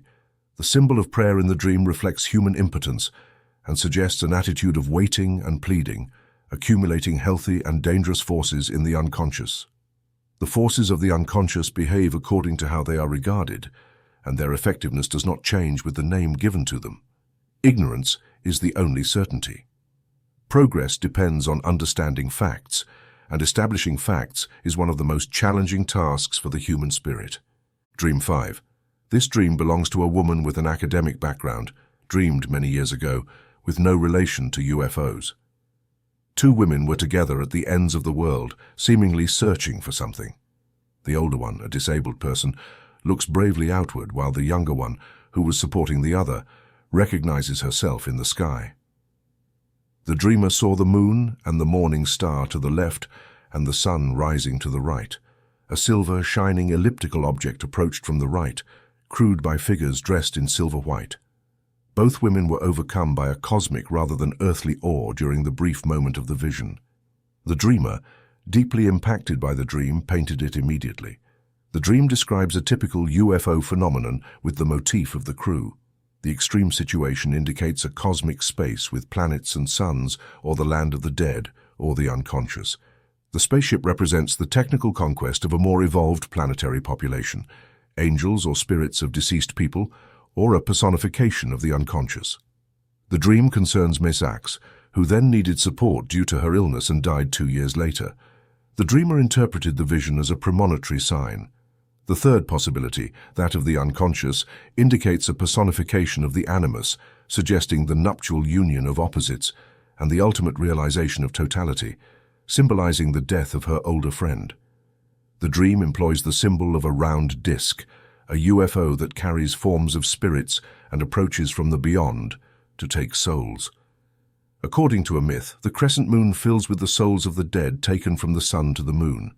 Although this idea does not appear in UFO literature, it could indicate that UFOs are vehicles from the beyond announcing many deaths, as in centuries past. In modern society, astrology and other ancient beliefs persist. These conceptions and magical practices survive even if they are not openly discussed. Dreams with archetypal symbolism may seem incomprehensible to those unaware of these historical facts. The dream of the ship of the dead indicates something extraordinary. The dreamer, preoccupied with superficial things, fails to notice the essential, the proximity of her friend's death and her own connection to it. This motif of the crew appears in other dreams and suggests an instinctive defense against deeper meaning. The current global anguish is reflected in the emergence of these archetypal symbols in extreme situations. The extraordinary becomes the normal. The ship of the dead approaches with a crown of spirits, integrating the deceased into its legion. These dreams underscore the need to confront the proximity of death and recognize the totality of the self. Dream 3. This account is part of a more extensive dream experienced about 6 years ago by a 42-year-old patient. At that time, the woman was completely unaware of the existence of flying saucers or similar themes. In her dream, she was in a garden when she heard the buzzing of an engine overhead. She sat on the garden wall to observe what was happening. A black metallic shape appeared, flying in circles above her, a large flying metallic spider with big black eyes. The circular spider was described as a novel and extraordinary aerial vehicle. From inside the spider, a clear and solemn voice recited a prayer apparently directed both at the inhabitants of Earth and those inside the spider. The prayer said, "Guide us down and keep us safe below." Beyond the garden was a large administrative building where international decisions were made. The spider flew near the windows of the building, seemingly intending to influence the men gathered there and guide them toward the path that would lead to peace, namely, the mysterious inner world. These people were to make conciliatory decisions. In the garden, others were observing the scene. The dreamer felt somewhat uncomfortable because she was not fully dressed. Commentary on Dream 3. In the earlier part of the dream, it was mentioned that the dreamer's bed was next to the wall surrounding the garden. This suggests that she slept outdoors, indicating an exposure to free nature, that is, psychologically to the impersonal collective unconscious, which is always projected onto our natural environment. The wall represents the limit that separates the dreamer's immediate world from the more distant one of the administrative buildings. A round metallic shape described as a flying spider appears. This description evokes the hypothesis that UFOs are a kind of insect from other planets, with a metallic, shiny shell similar to the chitinous exoskeleton of beetles. Each UFO would be an animal. Analyzing numerous descriptions of UFOs suggests that their behavior resembles that of certain insects. It is possible that under different life conditions, nature could demonstrate an even greater wisdom in a different direction, such as anti-gravity. Our technical fantasy often lags far behind the fantasy of nature. All things we experience are subject to gravitation, with the only exception being the psyche, which represents the experience itself of weightlessness. The psyche is anti-gravitational in the literal sense of the term. To confirm this, references can be made to parapsychological phenomena such as levitation and other psychic phenomena that relativize time and space. Evidently, the flying spider possesses a fantasy of this kind. Literature on UFOs mentions the supposed rain of threads of odor from Gaiac related to the flying spider. The dream also makes a concession to modern technical fantasy by describing the phenomenon as a new and extraordinary ship. The psychic nature of the spider manifests in the voice that seems to come from a human being. This phenomenon recalls similar cases in mentally ill individuals who hear voices coming from any body. Voices, like visions, are autonomous sensory manifestations provoked by the activity of the unconscious. In the literature on UFOs, voices from the ether are also mentioned.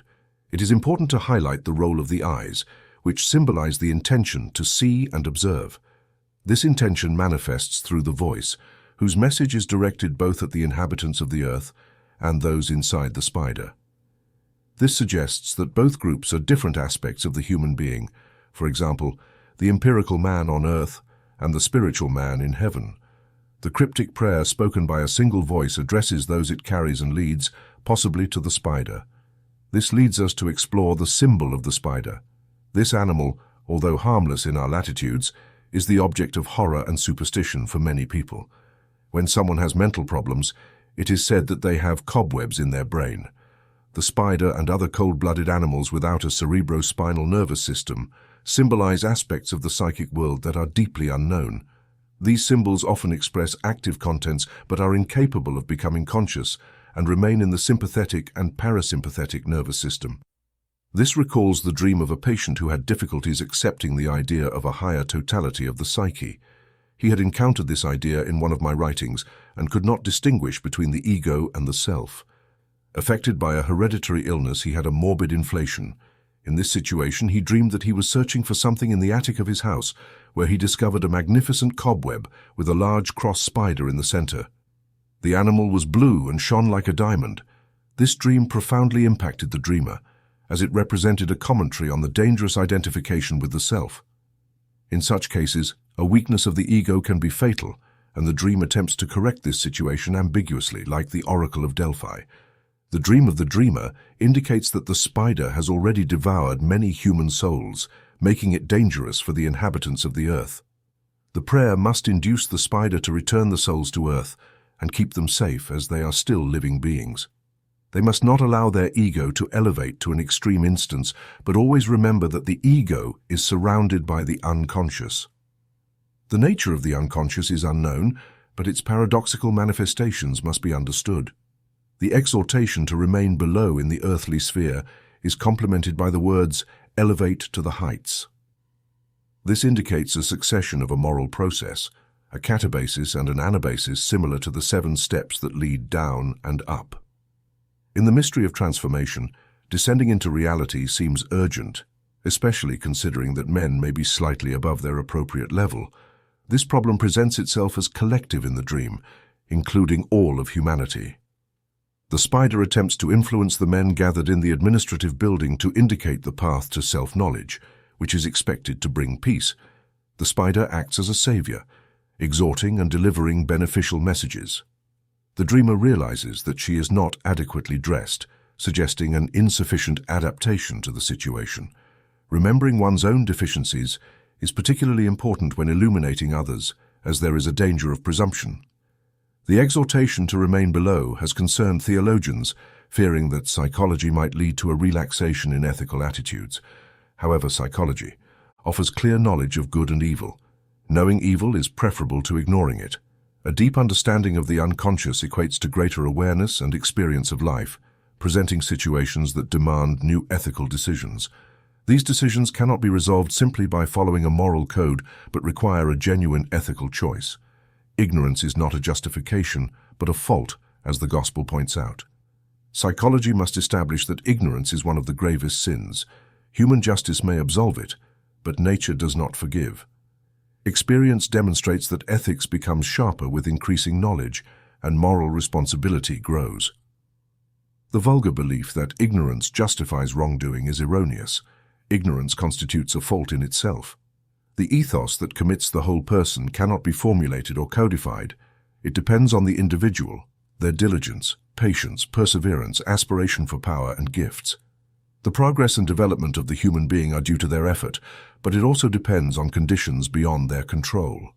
The individual cannot change their nature or have perfect self-knowledge. The psyche consists of unconscious processes that precede consciousness, just as the mother precedes the child. The unconscious continues to form in dreams and visions, presenting images that reflect the totality of the unknown human being. These dreams speak in professional jargon, referring to the whole. The human being fears the deep knowledge of the unconscious. fearing its paralyzing effects. They acknowledge their dependence on unknown powers but shy away from them in times of crisis, as is currently the case. The dreamer is not the only one who is afraid. The dream describes a collective need to remain on earth and not ascend, unless the spider carries those who have remained below. Conscious will cannot compel this act of creation, and the dream uses the symbol of prayer to express our impotence. This suggests adopting an attitude that compensates for superstition in human power and recognizes the importance of instincts. In dream symbolism, instincts condition and determine the life of an animal, and human beings do not seem to need instincts in their daily lives. The loss of instincts jeopardizes their existence. Dreams emphasize instincts to fill a void in our adaptation. Animal emotions are expressed in dreams with animals, and these emotions must be discovered in consciousness. If they are not uncovered, they may manifest as neuroses or accidents. Mastering emotions is necessary, but this conquest comes at a high cost. The human being remains a relative of the anthropoids, and their evolution depends on conditions outside their control. They must wait and pray for something to elevate them. Remaining below and subordinating oneself to a theromorph symbol suggests that human beings are entities of anthropoids in terms of anatomy and physiology. Evolution towards the higher is not within their power, but depends on external conditions. The attitude of human beings must be one of waiting and prayer, accumulating healthy and dangerous forces in the unconscious. These forces behave according to how they are regarded, and their effectiveness does not change with the name given to them. Deep ignorance is the only certainty. Progress depends on understanding facts, and establishing facts is one of the most difficult tasks for the human spirit. Dream 4. While drafting this work, an acquaintance from abroad unexpectedly sent me a dream he had on May 27, 1957. Our relationship is limited to an annual or biannual exchange of letters. He is an astrology enthusiast and is interested in synchronicity. He knows nothing of my research on UFOs and does not relate his dream to my interest in this topic. The very fact of him communicating it to me seems to belong to the category of meaningful coincidences. The dream is as follows. It was at dusk or sunset. The sun was approaching the horizon, covered by a veil of clouds that allowed a clear view of its disk. The sun was white. Suddenly the white turned into an unusual pallor that spread unsettlingly across the western horizon. This pallor turned into a horrifying void. Then a second sun appeared in the west, slightly further north than the first. We observed the sky closely, and the second sun transformed into a sharp sphere. Simultaneously, the night sky acquired a character of strength and majesty that evoked more reverence than fear.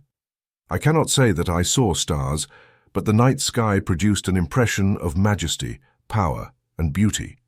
When the sphere approached the earth, I thought it was Jupiter out of its orbit, but as it got closer, I saw that although large, it was too small to be a planet like Jupiter. I observed signs on its surface, lines of meridians or something similar, more decorative or symbolic than geographical or geometric. The beauty of the sphere, a grayish or opaque white, stood out against the night sky. We had a terrible collision with the earth, experiencing fear and reverence as we watched. A second and a third sphere then appeared, and soon more, all approaching at high speed. Each sphere burst upon the earth like a bomb, but apparently at such a distance that we could not determine the nature of the explosion. In at least one case, I saw a flash of lightning. The spheres fell at intervals, but all at great distances, without perceiving their destructive action. It seemed there was danger, like shrapnel or grenades. Then I must have gone to my house, where I was talking with a young woman sitting in a wicker chair, focused on her work with a notebook. We were all heading southeast, apparently seeking a safer region. I asked the young woman if it wouldn't be better for her to come with us, but she resolutely replied that she would stay and continue her work. In reality, there was danger everywhere, and one place was as safe as another. I understood that she was right and practical. At the end of the dream, I met another young woman, or perhaps the same one, competent and self-assured, who spoke directly and firmly, saying my name and surname. "You will live until 118. She pronounced these words clearly and authoritatively, as if reproaching me about the weather. At the beginning of the dream, I transitioned from the pallor and void of twilight to the majesty of night and from fear to reverence. This relates to her concerns about Europe's political future, having a world war looming. Dream 6. This dream comes from California, the epicenter of UFO sightings. The dreamer is a 23-year-old woman. The young woman was with a man in a circular public space, possibly a square. It was nighttime and they were observing the sky. Suddenly, a round and luminous object approached from the distance, increasing in size as it got closer. The dreamer thought it was a flying saucer. The object, a huge shining circle, ended up covering the entire sky. She could distinguish people moving aboard the ship. Initially, she thought it was an illusion, but then she accepted it as real. When she turned, she saw someone with a movie projector. Behind them was a building that looked like a hotel. She pointed these details out to those nearby. Subsequently, she found herself in a film studio with two rival elderly producers. She moved from one to the other, discussing the role they wanted her to play in their movies. It was a coveted role among many young women in her environment. One of the producers handled everything related to flying saucers. Both were making science fiction films and agreed that she would play the lead role. The dreamer, a young actress, is in treatment for marked dissociation of personality with all related symptoms. As is often the case, this dissociation is reflected in her relationships with the opposite sex, in a conflict between two men, representing the two incompatible halves of her personality. Commentary on Dream 6. Just like in previous dreams, the dreamer is familiar with UFOs, which in this case act as symbols. Their appearance is expected, as the dreamer finds herself in a central position in a circular square in the urban center. This square presents an intermediate point between opposing elements, allowing the perception of both sides. In this focal position, the UFO appears as an illustration or projection of that position. The dream emphasizes the projective nature of the UFO, reducing it to a cinematic operation by two rival producers. These two characters reflect the opposing objects of the dreamer's romantic choice and her underlying conflict, which should be resolved in a mediation of opposites. The UFO, in its mediating role, reveals itself as a cinematic effect without a reconciling meaning. The role of a producer in the life of a young actress suggests an increased importance of her rival admirers. These suitors shift to the spotlight of the actress's life drama, causing the UFO to lose relevance, and the dreamer's interest to center on her professional ambition. Thus, the meaning of the dream resolves itself. It is intriguing to understand why the dream presents the entire scene of the UFOs only to reveal it as a simple trick. Considering the suggestive circumstances at the beginning of the dream, the center and sensational meaning of the UFOs, the twist is unexpected. It's as if the dream expresses, "This is not real. It's just a cinematic effect, a matter of science fiction. Rather think of it as you will play the lead role in the films." The development of the dream shows the importance attributed to the UFO and why it disappears. The dreamer's personality occupies the center of the visual field in an intermediate position that compensates for the dissociation. Moreover, intense emotion is necessary to take a unitary direction in affection. The pendulum movement of opposites ceases and a univocal state emerges. In this case, the appearance of the UFO captures the dreamer's attention. As observed, the UFO is not the essential element but a means to an end, similar to a call for attention. The phenomenon is devalued, revealed as a trick, and the action of the dream focuses on the dreamer's personal problem and her conflict between two men. If this situation persists beyond mere indecision in the choice, it generally indicates that the problem is not taken seriously.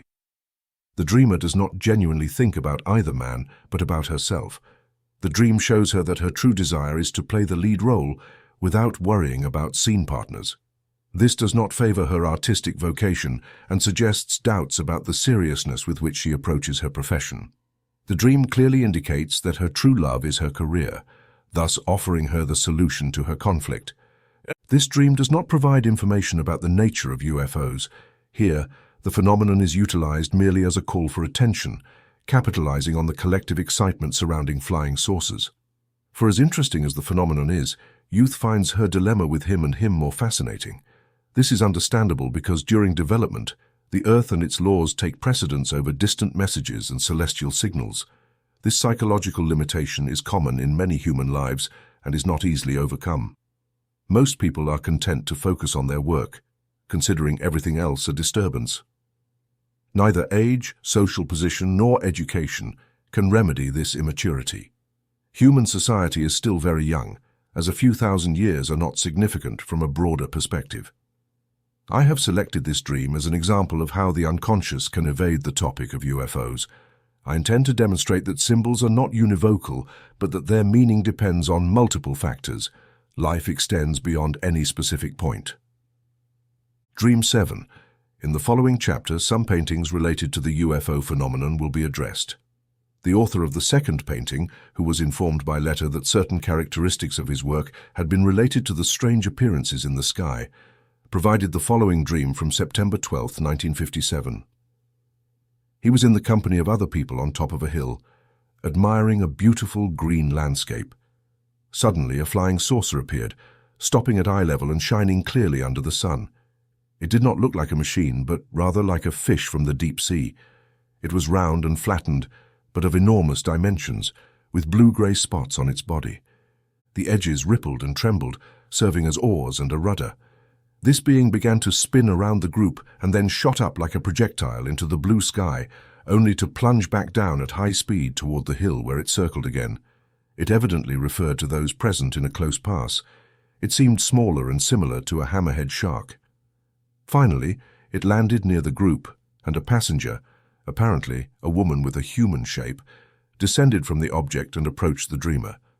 The people fled, keeping a respectful distance. The woman communicated that they knew him well in that other world from which she came and watched how he fulfilled his mission. She spoke in a severe, almost threatening tone, attributing great importance to her message. Commentary on the dream. The stimulus for the dream was a visit that the dreamer planned to make in the following days. The initial scene describes a sense of positive and hopeful anticipation. The dramatic development begins with the sudden appearance of a UFO that is clearly presented to the observer. The observation reveals that it is not a machine, but a living being. A fish from the deep seas, a kind of giant ray that also attempts to fly. Its movements underscore the relationship between the UFO and the observers. The attempts to approach culminate in a landing, and a human figure descends from the UFO, indicating an intelligent human relationship between the UFO and its adorers. This impression is intensified by the appearance of a female figure who, due to her unknown character, belongs to the anima type. The luminosity of this archetype provokes a reaction of panic in the people. That is, the dreamer registers a subjective reaction of flight. The cause of this is the fateful significance characteristic of the anima figure. She is the Sphinx of Oedipus, a Cassandra, the messenger of the Grail, the white woman who announces death. This conception is confirmed by the message of the female figure who comes from another world, the beyond, where they know the dreamer and attentively follow his mission. The anima personifies the collective unconscious, the realm of mothers that influences conscious life, and when this does not occur, it erupts into consciousness to confront it with its strange contents. The UFOs represent, according to the dream, contents of this type, alien and difficult to integrate. The usual possibilities of understanding prove insufficient, and mythical explanations are resorted to, such as astral inhabitants, angels, spirits, and gods. Even before understanding what was observed, the luminosity of these visions makes it difficult to consider them as illusions or hallucinations. However, hallucinations are also true phenomena with their own reasons for being, as long as there is no pathological disturbance. These manifestations of the unconscious can be so real that the observer resists taking them as illusions. They are often projected outward if they cannot be integrated as internal processes. The masculine consciousness projects these perceptions onto an anima figure, linking consciousness to a real woman and, in reality, to the contents of the unconscious. That is why the anima is loaded with the idea of fate, referring to the problem of individuation, the fate par excellence presented to Oedipus as the Sphinx's riddle. Oedipus, however, did not understand the nature of the riddle and became a victim of his fate, just as Mephistopheles is the essence of the secret. The anima is the essence of the UFO, and like Mephistopheles, it does not represent the entirety of Faust. The anima only indicates a part of the whole. The anima acts as a mediator between the unconscious and consciousness, combining the instinctive and the human. This thought is reflected in the dreamer's painting reproduced in this book. The dream employs a mythical language with images from another world and angelic beings watching over humanity. expressing the symbiosis of consciousness and unconsciousness. This explanation seems the most satisfactory regarding possible metaphysical backgrounds. Ignorance and the impossibility of proving them must be admitted. The dream attempts to present a psychology, a reality in itself that does not depend on the physical reality of the UFO. This psychology manifested long before UFOs began to be talked about. The conclusion of the dream highlights the importance of the woman's message, emphasizing the serious and threatening tone of her words. The collective fear that UFOs may not be harmless and that a possible relationship with other planets could have unpredictable consequences adds gravity to the message. The withholding of information by authorities also contributes to this concern. The problem of individuation is urgent in a time of mass mobilization and represents the great alternative of the Western world. In a dictatorial state, the individual loses their freedom, and there exists the threat of this political development. The question is whether individual freedom will be taken away, and what can be done to prevent it. Collective measures are sought, but this reinforces the mass mobilization that is intended to be combated. The solution lies in valuing and honoring the individual, a mental modification that can only be achieved individually and must begin with each person. This is the dream's message for the dreamer, coming from the instinctive collective unconscious of humanity. The large political and social organizations must not be an end in themselves, but rather provisional measures. The tendency to dismantle large organizations will be necessary over time, as they devour human nature. The individual becomes a victim of these organizations when they escape their control. Only by valuing the individual can this danger be countered. This valuation cannot be voluntary. It must be a metaphysical and spontaneous mandate, like that which underlies this dream. The indication regarding the relationship of his painting to UFOs awakened in the dreamer an archetypal legend that characterizes this collective vision, a luminous vision of the metaphysical significance of the individual. The condition of the individual is elevated to a sphere of cosmic significance, not by conscious intention, but by overwhelming archetypal impressions. This experience can be dangerous, as it can inflate the individual, making them believe that their ego is elevated when in reality it is relegated to the background. The ego strives to avoid inflation, but the self, a symbol of the complete human being, emerges. However, this difficulty is also a reason to reject and fear these experiences as pathological. The idea of the unconscious and dealing with it is unpleasant, but the primitive spiritual dangers have not been completely overcome. These dangers no longer assail the individual as they once did, but they attack social or national groups. They are phenomena of obsession that nullify the individual. In the face of this danger, only a shock can help, making the individual a whole. This only happens if the unconscious is integrated with consciousness. The process of unification depends partly on the will, but it is also involuntary. One can approach the unconscious and observe what happens from the perspective of consciousness. The problem presents itself as an adventure or a quest, as in John Bunyan's The Pilgrim's Progress, a work that Dr. Ast Harden has studied exhaustively. Although different in language and conception, Bunyan describes inner experiences similar to those of modern man when he chooses the narrow path. This book is recommended for those who wish to understand the individuation process. To the question of what can be done in the current situation, the answer is the same as it has always been: a totality that is suppressed through civilization. The Garden Book is understandable for all people of goodwill and explains why someone, although concerned about the world situation, prefers to do nothing and leave things as they are. Free UFOs in art. Destiny wanted that. Just as I decided to write these notes, I came to know the work of a painter deeply influenced by the events of our time. This artist has managed to capture the fundamental anguish of our era, reflecting the global fear of a catastrophic outbreak of destructive forces. For a long time, painting has transformed the predominant themes and motifs of each era into visible forms, adopting the destruction of forms and the breaking of established precepts as its object. This has given rise to works devoid of meaning and emotion, characterized by their deliberate disconnection from the observer. Modern art, surrendered to the spirit of destruction, has created a new concept of beauty in the alienation of meaning and feeling. Everything is presented in fragments, inorganic pieces, emptiness, deformations, confusion, and chaos. This tendency to consider any innovation beautiful, no matter how absurd, reflects the beauty of chaos. This art proclaims the brilliant pile of fragments into which our culture has turned. Such a commitment is unsettling, especially in light of the current political possibilities. One can imagine that in our era of great destroyers, being the broom that sweeps away what has already been destroyed provides a special satisfaction. The Fire Sower by Jebi. The author of this painting has surrendered to the general anguish, expressing the will to destroy and graphically representing the dissolution into chaos. These painters, unafraid of the future, have confessed to a terrorized inferiority before chaos, aspiring to a more solid and intelligible reality, to continuity and fullness of meaning. That is, to culture. Anguish recognizes that the disintegration of our world stems from its own insufficiencies. Against the preceding fragmentation stands a tendency toward a saving totality. However, in the present, this goal seems unattainable, and ideas for improving the world are no longer in vogue, just as the old recipes do not enjoy great confidence.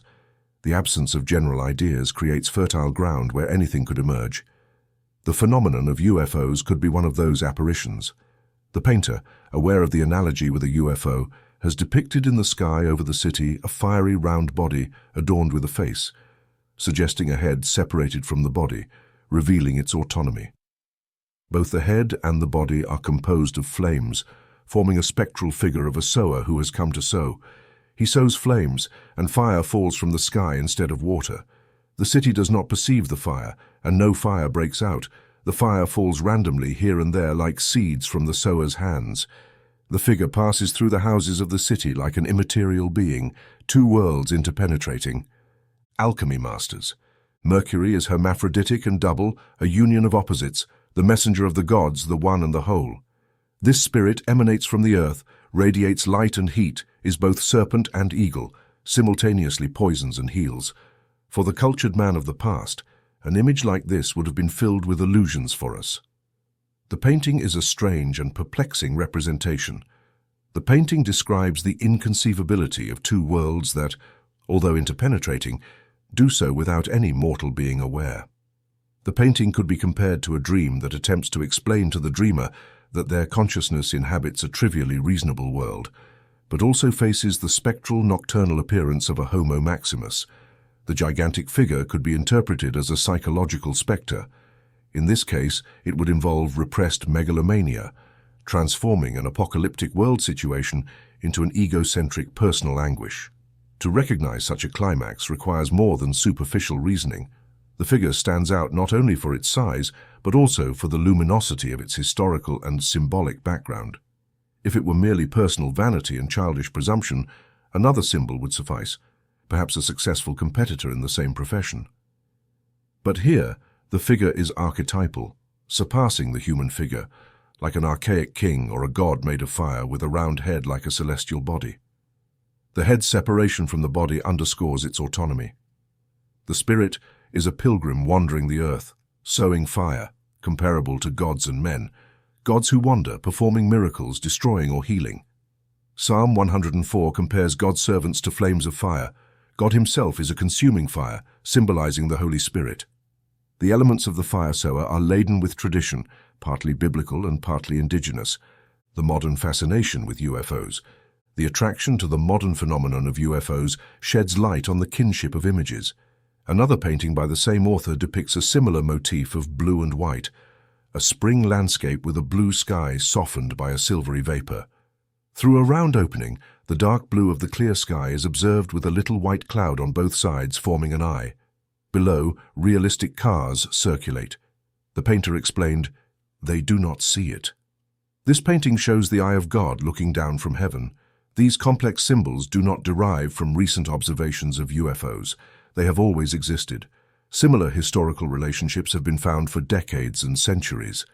30 years before hearing about flying saucers, I was already observing corresponding dream visions.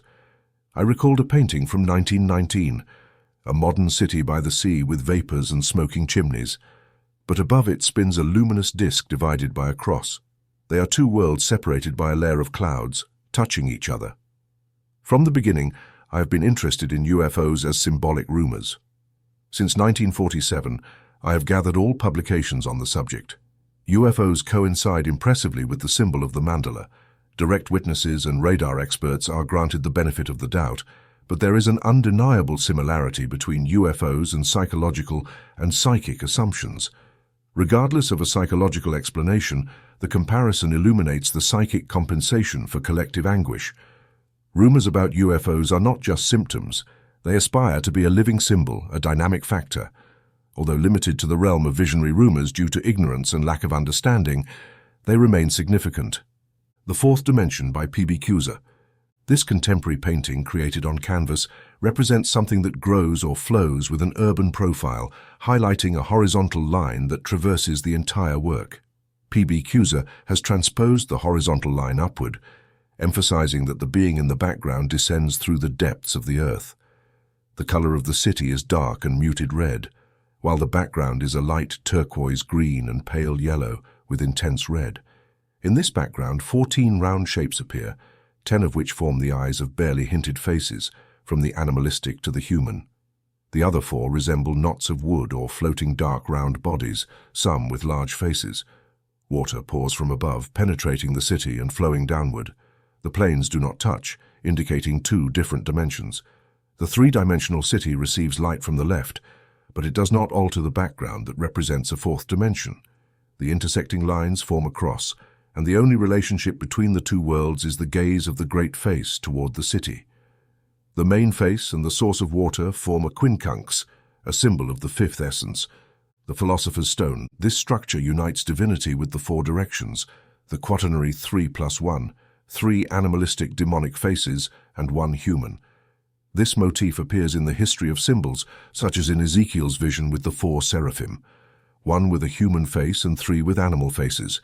The painting describes the encounter of 2 inconceivable worlds, one vertical and the other horizontal, touching only at one point.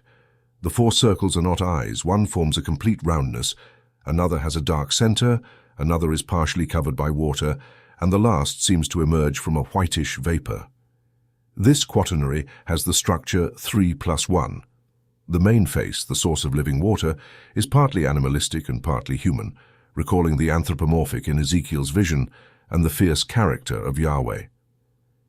In the Christian world, the Trinity is represented with 3 human persons, and the 4th is the demon in a semi-animal form. Our mandala is complementary to the Christian totality. The 2 faces below are inverted compared to those above, but they are autonomous, representing an inferior world. One is light and the other dark, with a pointed ear. The water flows unequivocally from top to bottom, representing a waterfall. The source is at the center of the painting, higher than the earth line, characterizing the upper world as the place of the source of life. In the 4th dimension, the source flows from the main face. This dimension is asymmetric, a relevant problem for both nuclear physics and the psychology of the unconscious. The 4-dimensional background. The 4-dimensional background of the painting is a gitch, a fortuitous vision with points scattered at random, some resembling eyes in indistinct faces. This vision does not evoke interest. Instead, it discourages interpretation, needing the psychologist's interest who, seeking order, applies counting. The round elements characterized as eyes seem casual, but their luminosity influences consciousness. Psychology must consider these curiosities as significant, even if they do not prove anything. In its practical relationship with human beings, psychology must pay attention to individual exceptions that statistics suppress. Experience has taught us that the improbable can occur, and that our image of the world must include the improbable. This approach is not popular among strict scientists, but exceptions are crucial for effective reality. Our painting allows deductions about the images in the sky. The sky is not the visible airspace, but a 4th dimension that contains superanimals, superhumans, and dark disks or round holes. If they are holes, they lack a 4th dimension. The background is fluid and watery, in contrast to the igneous nature of the previous painting. Fire symbolizes dynamism and living motion, while water represents distant and passive observation. The water of doctrine is what extinguishes fire, the salamander of alchemy. This apparent mystery unites all that exists, differing only in appearance. The 4th dimension is a mathematical fiction, a revelation of the unconscious.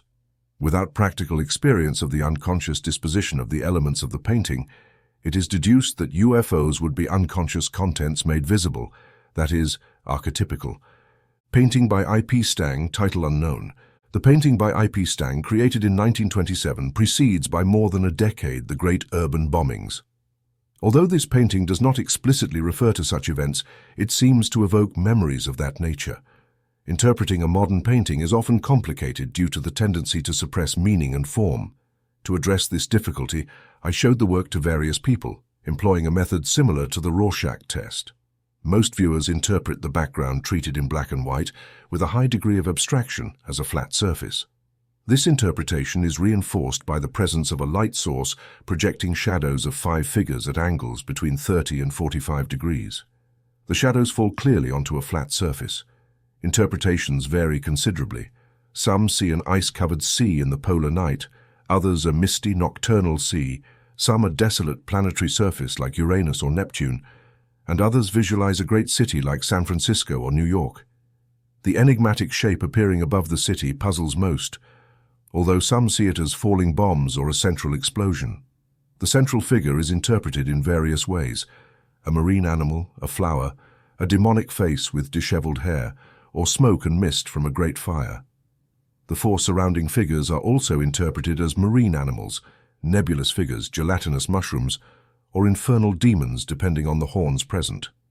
The yellow-green figure is seen as poisonous smoke, an aquatic plant, a flame, or a house fire. It is evident that almost all figures project shadows onto a plane behind them. The most convincing comparison is that of a large nocturnal city by the sea, observed from a considerable height, possibly from an airplane. The horizon blurs into cloud-like shapes over which a round luminosity floats, limited on the left by a cigar-shaped cloud faintly illuminated. In the center of this clarity, there is a barely visible spot in the photograph of the same color as the flame above, and to the left in the quincunx. Another spot of similar color but more visible is found lower, just above the city. A subtle line connects this spot with another of the same kind, pointing toward the center of barely visible concentric circles, suggesting rotational movement. It is interesting to observe that the spot in the center of the painting is also related to concentric circles, although barely visible in the photograph. In the original, properly illuminated, it is clearly visible. The figures project shadows toward a plane behind them, and a more detailed observation reveals important aspects. The cylindrical clouds, phallic in shape, point toward the luminous circles, suggesting a sexual interpretation of union. From this roundness emerges a small flame that connects with a larger flame, forming a symbol of detached totality. This representation seems to evoke sacred weddings in the sky followed on earth by the birth of a redeemer and an epiphany. The painting is characterized by a pronounced horizontal line and a clear vertical marked by the quaternary. The comparison with a bombing cannot be dismissed, as at the time of its creation, such a possibility was present as a memory or instinctive foresight. The appearance of figures of unidentified flying objects and the strange occurrence on the ground suggest a verticality that could be interpreted as the eruption of another order of things. The Kinun is an extremely mysterious figure, which evidently corresponds to the artist's intention to represent the desolation, coldness, and strangeness of life, along with the cosmic inhumanity and the infinite solitude of the horizontal line. By excluding the participation and understanding of the observer, the artist propels them into introspection and forces them to confront their own confusion. This psychological effect is similar to that provoked by the T test, where irrational forms appeal to the forces of the observer's imagination, triggering an unconscious disposition.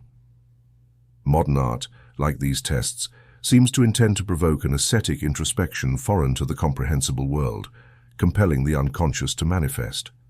Thus, the observer is compelled to examine more deeply the complexes raised. Modern art, in its attempt to abandon the comprehensible world and plunge into chaos, evokes complexes stripped of their personal aspect, appearing as protoforms of instinct. These complexes, of a transpersonal nature and collective unconscious, arise when they collide with instinctual inclination, provoking emotional reactions. The indirect objective of modern art. This is the indirect objective of modern art, to strengthen the unconscious, compensating for the loss of beauty and meaning.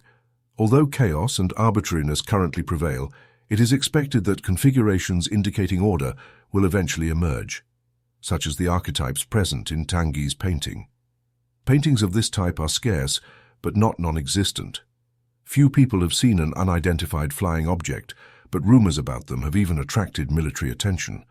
For a broader understanding of the UFO legend, the book Fing Saucer über Südafrika is recommended. Although debatable on various points, the book offers a detailed view of the necessary efforts to explain UFOs. Currently, the lack of knowledge about the psychology of the unconscious is a limitation shared by most of its contemporaries. The book attempts to explain the phenomenon from various perspectives, from the natural sciences to theosophical claims. The credulity and lack of critical spirit that would be defects in other contexts are useful here, as they allow for the gathering of diverse speculations on the UFO problem. Those interested in the psychology of these rumors will find in the book a comprehensive view of the psychic phenomenology of UFOs. 4 historical contributions of the UFO phenomenon. Unidentified flying objects, UFOs, have gained prominence in the collective consciousness since the end of World War II, although there are records of their presence much earlier. This phenomenon is not exclusive to the 20th century, as descriptions and observations date back to previous centuries and even to antiquity. The literature on UFOs encompasses a wide range of accounts that merit critical analysis. While it is not the purpose of this text to conduct an exhaustive examination, I will provide representative examples. A document written in August 1566 by Samuel Kius, a scholar of sacred scriptures and liberal arts in Basel, describes a phenomenon observed on August 7th of that year at dawn. Kius recounts that numerous large black spheres moved swiftly in front of the sun, facing each other as in a contest. Some of these spheres took on a reddish hue before disappearing. The engraving shows that this event was witnessed in the Monster Platz of Basel. The variation of colors could be attributed to the illumination of the rising sun. The rapid and irregular movements are notable characteristics of these flying objects. A flyer from Nuremberg, dated 1561, reports on a terrifying sighting that occurred on April 14th, where multiple witnesses observed spheres of red, blue, and black colors, as well as ring-shaped discs clustered near the sun. Formations such as triangles and blood-red crosses were described, along with large tubes containing these spheres. The phenomenon, which lasted for about an hour, concluded with the objects falling to the ground, accompanied by dense smoke. The witnesses interpreted this sighting as a divine warning. The mention of tubes evokes contemporary descriptions of UFOs known as motherships that transport smaller objects. The crossed formations and mandalas observed are symbolic elements that require detailed interpretation, reflecting both martial aspects and symbolic copulation. An engraving from the 10th century, probably an illustration of a cross, shows a pilgrim crossing the boundary of his known world and contemplating a supernatural universe. In this alternate world, wheels and round shapes are observed, similar to the UFO visions described by enlightened individuals. These objects do not represent celestial bodies from the empirical world, but projections of the four-dimensional unconscious. From the Codices Cures of Hildegard von Bingen in the 11th century, an engraving illustrates the moment the soul descends into the fetus in the mother's womb. An influx from a higher world, represented as a tripartite square, descends toward the child. The round shapes and motifs of eyes in the engraving symbolize divine knowledge and the actions of God with the human soul, described as a sphere of fire. Alchemy is also reflected in these representations, comparing the spheres to fish eyes that are always open, symbolizing divine omniscience. From the examples presented, it can be inferred that the unconscious uses certain fantastic elements to represent its contents, comparable to the appearance of UFOs in dreams and some paintings. The relationship with UFOs is explicit in some cases, while in others it is more implicit. Medieval paintings often show the visionary in the scene, unlike modern art, which seeks to distance the viewer. Both in dreams and in paintings, a detailed analysis reveals significant content that can be described as an epiphany. This significance is evident in some engravings and requires a comparative psychological analysis. In other cases, the conclusions presented are based on well-documented symbolic and historical research. The unconscious is represented through masculine and feminine ions, above and below, unity and multiplicity, the human and the divine. These oppositions are fundamental to understanding the process by which an unconscious content becomes conscious. The division into 4 directions or stations reflects the way consciousness organizes the totality. In the material provided by patients, the symbol of 4 appears frequently, while the symbol of the quintuple is less common. This symbolism reflects the structure of consciousness and its relationship with the unconscious. Cultural differences also influence the representation of these symbols. The distinction between the mysterious upper world and the everyday human world is a central opposition in these examples. This contrast suggests a deliberate message, a connection between the physical and psychic worlds through number, which acts as a bridge between the real and the imaginary. The number serves a mediating function between myth and reality, being both a quantitative and qualitative entity. These reflections suggest that the difference between the human world and the upper world is not absolute but relative. The number as mediator is essential for understanding this relationship. This analysis does not concern theosophical speculation, but a deeper understanding of the dissociation of the world image. The role of number in mythology and the unconscious highlights its importance as a mediator between the physical and the psychic. The UFO phenomenon from a non-psychological perspective. The UFO phenomenon has primarily been approached from a psychological perspective, supported by the numerous contradictory and implausible claims circulating as rumors. These statements are often met with skepticism and rejection by rational criticism. It would be sensitive and even justifiable to consider this phenomenon a mere illusion that disturbs minds and generates rational resistances on a global level. In fact, a psychological explanation could be sufficient, attributing a decisive role to conscious and unconscious fantasy, and even to lies in the formation of these rumors, thereby dismissing the entire issue. The insufficiency of the current approach. Nevertheless, this approach proves insufficient in light of the current situation. Unfortunately, there are too many factors that prevent dismissing the matter so simply. Numerous observations have established that UFOs have not only been visually perceived, but also detected on radar screens and captured on photographic plates. This argument is based on data provided by Ruth Peltier and Joer, as well as the fact that astrophysicist Professor Menzel has not successfully explained any of the accounts considered reliable through rational means. The only possibilities are either that the psychic projections emit an echo on radar, or the appearance of real bodies has motivated corresponding mythological projections. It is crucial to note that, even if UFOs possess physical reality, they are not the primary cause, but rather the reason for the corresponding psychic projections. Mythical assertions of this kind have always existed, with or without the presence of UFOs. However, before the appearance of these objects, no one associated them with such mythical assertions. These claims are primarily grounded in the peculiar nature of the psychic background of the collective unconscious, whose projection has occurred consistently. In addition to celestial forms, other figures are projected. This specific projection, along with its psychological context and the associated rumors, is a characteristic manifestation of our time. The predominant representation of a mediator and a God-made man has displaced the polytheistic conception and is now on the verge of disappearance. Countless millions of people who consider themselves Christians have lost faith in a true and living mediator, while believers strive to make their faith incredible in primitive societies. It would be more fruitful, important, and necessary to dedicate these efforts to Western man. However, it is always easier and more comforting to speak and act from a superior position than from an inferior one. St. Paul addressed the people of Athens and Rome, but one might ask, what is an Ovier doing in Lambaréné?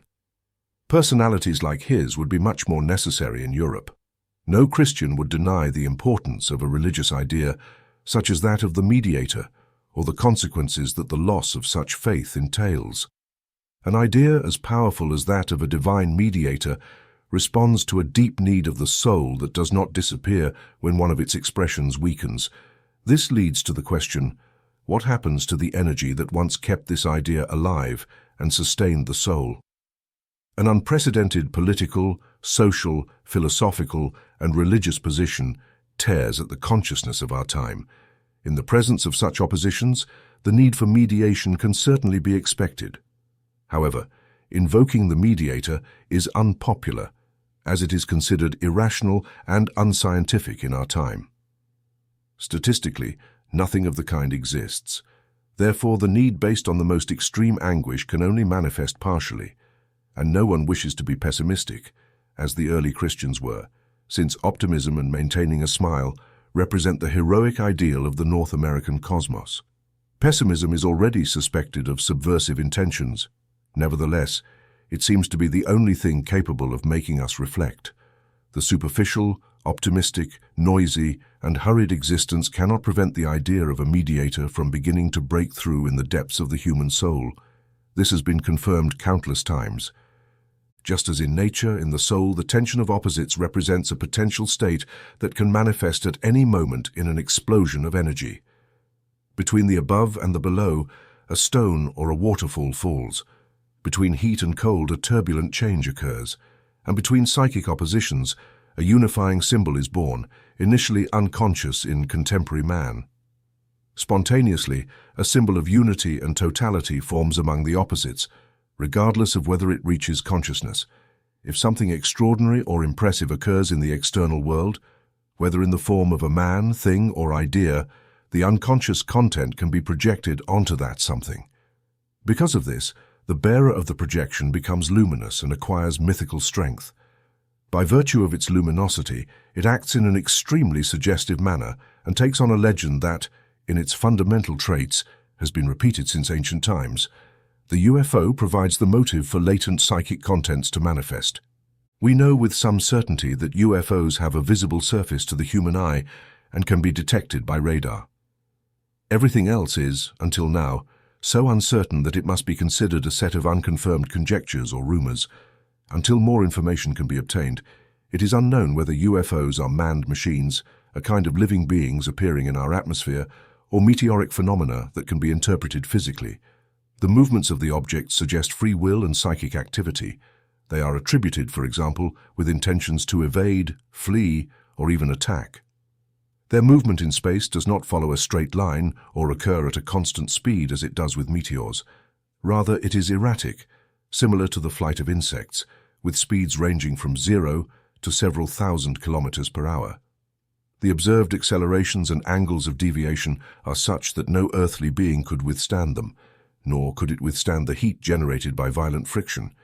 Simultaneous visual and radar observation would alone provide satisfactory evidence of the reality of UFOs. Unfortunately, credible accounts rule out this possibility, as there seem to be cases in which the eye sees something that does not appear on the radar screen, or the radar detects an object that the eye does not catch. Other even more singular accounts based on reliable testimonies will not be mentioned here, as they involve things so extraordinary that they test understanding and the capacity to believe in their reality. It does not seem that human understanding can doubt it. One is left to choose between the hypothesis of weightlessness and the hypothesis of psychic nature. It is impossible to resolve this problem, but under such circumstances, it has seemed appropriate to examine the psychological aspect of the UFO phenomenon to try to clarify this complex issue a little. For this reason, it has been limited to some of the clearest possible examples. Unfortunately, in more than 10 years dedicated to this problem, it has not been possible to gather enough observations to reach acceptable conclusions. It has been necessary to be content with some lines of argument for future research regarding the physical explanation of the phenomenon. It can be asserted that no progress has been made at all. However, the psychic aspect plays such an important role in these apparitions that it cannot be overlooked. The discussion of the phenomenon leads to psychological problems that refer to possibilities or impossibilities as fantastic as considering the problem from the perspective of physics. If military authorities felt obliged to establish offices to gather and examine observations of the phenomenon, psychology, for its part, has not only the right but also the duty to contribute to clarifying this dark matter. The question of the anti-gravitational hypothesis, the contrary conception that it is something psychic with certain physical properties, seems even less plausible because, indeed, where could such a thing come from? If the lack of weight is a debatable hypothesis, the idea of something psychically materialized seems to lack any solid foundation. The phenomenon of materialization in parapsychology. It is true that parapsychology acknowledges the fact of materialization, But this phenomenon is linked to the existence of one or several mediums who must provide the measurable substance, and the phenomenon only occurs in close contact with them. The psyche may move bodies, but only within the living structure that possesses material properties and is endowed with a great charge of energy that allows it to become perceptible. Away from a human medium, in other words, in space, it is something that surpasses the limits of comprehension. Here, knowledge abandons us, and it becomes fruitless to speculate in this direction. However, it seems, with all due reservations, that there is a third possibility. UFOs are real material apparitions, entities of unknown nature that likely come from cosmic space and that may have been visible to the inhabitants of Earth for a long time but have no recognizable relation to Earth or its inhabitants. Recently, at the moment when mankind's gaze turns to the skies, both due to fantasies about a possible journey into space and figuratively due to the existential threat that looms over their existence on Earth, contents of the unconscious have been projected onto the inexplicable celestial phenomena, attributing to them a significance that they do not merit. Since World War II, they seem to manifest more frequently than before, which could be a phenomenon of synchronicity, meaning a significant coincidence. The psychic situation of mankind and the phenomenon of UFOs as a physical reality are not in any recognizable relationship of causality, but they seem to coincide significantly. Their meaningful relationship arises on one hand from projection and on the other from the round and cylindrical shapes corresponding to the projected content, which, since man began to think, represents the unification of opposites. Another equally casual coincidence is the choice of insignia for airplanes in Soviet Russia and the United States. Here, a 5-pointed red star, there, a white star. For approximately 1,000 years, red has been the masculine color and white the feminine color. The alchemists spoke of Cerbus rubeus, the red slave, and Femina candida, the white woman, uniting them to achieve the supreme unification of opposites. When speaking of Russia, the expression Padrecito Tsar or Padrecito Stalin is remembered, and the American matriarchy is mentioned, considering that a large part of American capital is in the hands of women. One should not forget Kaiser Link's observation about the aunt of the nation. It is probably not wrong to admit that parallels of this kind have to do with the choice of symbols, at least not on the plane of conscious causality. Anecdotally, it could be said that red and white are nuptial colors. These colors cast an interesting light on Russia in its role as the rejected lover of the white feminine of the White House. Epilogue. I had already finished my manuscript when a small book came into my hands that I cannot refrain from mentioning. The Secret of the Sources, by Orfeo M. Angelucci. The author, a self-taught individual who describes himself as a nervous person with constitutional weaknesses, worked various jobs until he joined the Lucky Aircraft Corporation in Burbank, California in 1952. Although lacking extensive formal education, he possesses notable knowledge in natural sciences, something uncommon in his profile. Angelucci, a naturalized American of Italian descent, appears to be an innocent, serious, and idealistic person. He currently dedicates his life to preaching the message that he claims was revealed to him by unidentified flying objects, UFOs. This is why his book has captured my attention. Angelucci's career as a prophet began on August 4, 1946, when he spotted a UFO that seemed genuine. At that moment, he did not show much interest in the phenomenon. In his free time, he worked on a manuscript titled The Nature of Infinite Entities, which he later published independently. On May 23, 1952, he had an experience that would define his vocation. Around 11 p.m., while returning home after work, he saw a glowing red oval object floating low on the horizon in a lonely stretch of road. Observing the object more closely, which pulsed, it suddenly rose rapidly and moved westward, but not before releasing 2 green fire spheres. From these spheres emanated a male voice speaking in perfect English, saying, "Do not be afraid, Orfeo. We are friends." The voice invited him to get out of the car, and upon doing so, he observed the 2 spherical objects up close. The voice explained that the lights were transmission instruments and that he was in direct communication with friends from another world. The voice reminded him of what he had seen on August 4, 1946, and feeling thirsty, it instructed him to drink from a crystal cup that appeared on the fender of his car. Upon drinking, he found the beverage to be the most exquisite he had ever tasted. Feeling revitalized, the two lights, separated by about 3 feet, momentarily extinguished, revealing a 3-dimensional luminosity. Then, the heads and shoulders of 2 perfect figures, a man and a woman, appeared, who struck him as strangely familiar. Angelucci seemingly communicated telepathically with them before the vision vanished as quickly as it had appeared. The fire spheres regained their glow, and the voice continued, "The path will open, Orfeo. We observe every inhabitant of the earth just as they are, and not as perceived by the limited senses of men. The inhabitants of your planet have been under observation for centuries, but only now are they being reviewed and reconsidered. Every advance in your society is recorded by us. We know each of you better than you know yourselves." The voice then informed him that the UFOs were remotely controlled from a mothership, and that the occupants of the UFOs, being ethereal beings, only needed these ships to manifest physically before humans. The UFOs could reach speeds close to that of light. "The speed of light is equal to that of truth," said the voice, implying that the celestial visitors were harmless and had the best intentions. Cosmic law prevented spectacular landings, and Earth was currently under greater threats than imagined.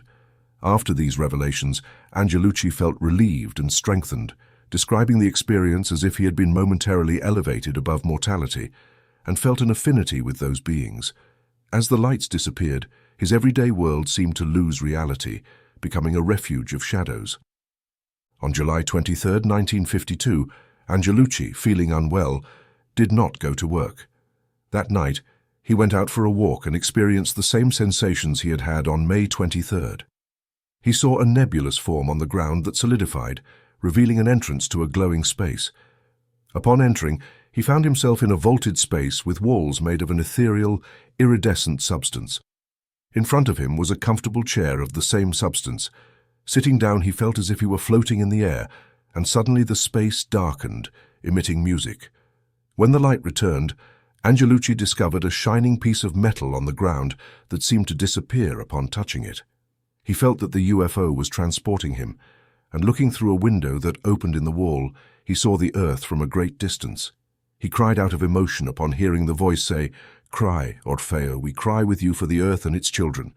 Despite its apparent beauty, the earth is a purgatory among planets with intelligent life. Hatred, selfishness, and cruelty rise from the earth like a dark mist." In their journey, they encountered a large UFO radiating music that brought visions of planets and galaxies. The voice explained to him that the beings from their planet were immortal, and that human beings were mortal shadows of them. They told Angelucci that Jesus was allegorically called the Son of God, but was in reality the Lord of the Flame, an infinite entity from the Sun. Under the great and compassionate consciousness of these beings, Angelucci felt like a twisted, impure worm filled with errors and sins. He cried again, accompanied by music, as the voice said to him, "Dear earthly friend, we now immerse you in the true light of the eternal world." A white lightning illuminated his life, and he remembered all his previous existences, understanding the mystery of life. Angelucci thought he was going to die, feeling transported to eternity, to a timeless sea of bliss. After this enlightenment, Angelucci was returned to Earth, experiencing a burning sensation in his chest, and finding a circular mark that he interpreted as the symbol of the hydrogen atom. Since that experience, Angelucci began to preach his message, facing mockery and disbelief. On August 2nd, alongside other witnesses, he saw a UFO in the sky that then disappeared in a remote place. He encountered a familiar figure who introduced himself as Neptune, a wonderfully beautiful being who provided him with more information about Earth and its possible salvation. In early September 1953, Angelucci experienced a state of somnambulism that lasted a week.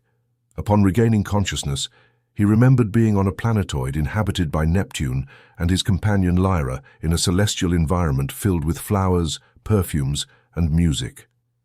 He discovered that his celestial friend was actually named Orion, and that Neptune was his own name in that celestial world.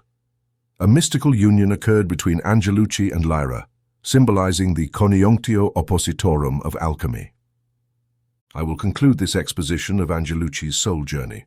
Lacking knowledge of psychology, Angelucci described in detail his mystical experience related to UFOs, providing a unique document on the birth and integration of UFO mythology. This story confirms my previous conclusions and can be considered a clear and direct testimony of the psychological phenomenon associated with UFOs. Angelucci's experience with UFOs reflects the symbol of wholeness and the archetype of the mandala, which arises in situations of disorientation and perplexity. This archetype imposes a scheme of order on the psychic chaos, representing the cosmic order, temporal and psychological, in times of dissociation such as the present. These fantastic visions manifest in dreams and active imaginations. Based on my experience with patients, I have concluded that this archetype is crucial, especially when the self loses significance. In Angelucci's vision, the mandala symbolizes the self, the archetype of order par excellence. The central symbol of the self, which coincides with divine images, manifests in the mark on Angelucci's chest. This symbol, associated with the eye of God and the sun, reflects divinity and presents itself to modern consciousness not as an external luminous phenomenon, but as a psychic revelation. An example of this is the poetic experience of a woman who described her vision of an eye transforming into a sun that illuminates the world, symbolizing the totality of the self. The vision of UFOs follows the ancient rule and manifests in the sky, alluding to a celestial place. Angelucci's cosmic friends have star names, and although they are not ancient gods, they resemble angels. His name, Orpheus, situates him as a new initiator of the mystery of UFOs chosen by the gods. After sending this epilogue to the press, I learned of Fred Hall's book, The Black Cloud, a work of science fiction that uniquely addresses the UFO problem. It narrates how a dark cloud of gas approaches Earth, causing catastrophes and challenging human understanding. Although the cloud possesses superior intelligence, its encounter with humanity is destructive. This narrative symbolizes the clash between the collective unconscious and human consciousness, an action that can lead to disorientation and psychic collapse. Roundness, the symbol of wholeness, presents itself to an unprepared consciousness that cannot integrate this phenomenon as a subjective process. This common error in mentally ill individuals and those who interpret philosophical speculations as objective realities leads to hopeless disorder. Today's story shows how the psyche can be annihilated by a clash with the unconscious. In summary, both Angelucci and Euler approached the UFO phenomenon from different perspectives, but with a common background: the pressure of the unconscious. While Angelucci interprets it as celestial salvation, Euler sees it as a cosmic threat. Both utilize a set of symbols to express the same underlying psychological tension. In conclusion, Angelucci's work offers a naive yet valuable insight into the UFO phenomenon, showing how the process of individuation is symbolically expressed in a primitive mind. His narrative, though simple, confirms our considerations regarding the importance of archetypes and the mandala in contemporary psychology. The influence of Carl Gustav Jung on modern psychology, Carl Gustav Jung, 1875–1961, addressed the ecological state of Western man in his time. His anthropological research focused on the vital sense of individuals and cultures. His philosophical positions valued the individual without forgetting the collective aspect and its dark facet. Jung began his career as a psychiatrist in 1900, collaborating with Sigmund Freud and the pioneers of psychoanalysis, eventually presiding over the International Psychoanalytical Association between 1910 and 1914. Although his alliance with Freud dissolved during the years leading up to World War I, Jung continued exploring the unconscious in his studies of the human psyche. His work distinguishes itself from classical psychoanalysis by focusing on the psychological purpose and the collective and historical aspects of the individual psyche. Jung's intellectual trajectory is divided into several stages that reflect a progressive expansion and complication of his basic concepts. From 1900 to 1907, he developed his idea of the emotional complex, a theoretical construct that allowed for experimental research of unconscious psychic life. Between 1907 and 1914, he deepened his conception of the unconscious while maintaining contact with psychoanalysis, which eventually rejected him due to his theory of the collective unconscious, an inheritance of the species history present in every individual. From 1914 to 1930, he built his analytical psychology, developing a typology and defining the structure and dynamics of the human psyche centered on the self and the process of individuation. Between 1930 and 1944, he investigated the collective unconscious, trying to understand the logic behind the archetypes that compose it. From 1944 until his death in 1961, he thoroughly studied the symbolic roots of humanity from this archetypal perspective, proposing the hypothesis of synchronicity, a law of lack of causality in nature that opens new avenues for exploration for both physicists and psychologists. Jung's professional career spans the first half of the 20th century, from the Victorian era to the counterculture of the 1960s. His Swiss nationality allowed him to witness the significant changes in Europe regarding science, art, economy, and politics. As a psychotherapist, he faced the individual consequences of the social tensions that defined the limits of enlightened reason. His ideas, born from clinical practice and the study of human history, culminated in a symbolic anthropology.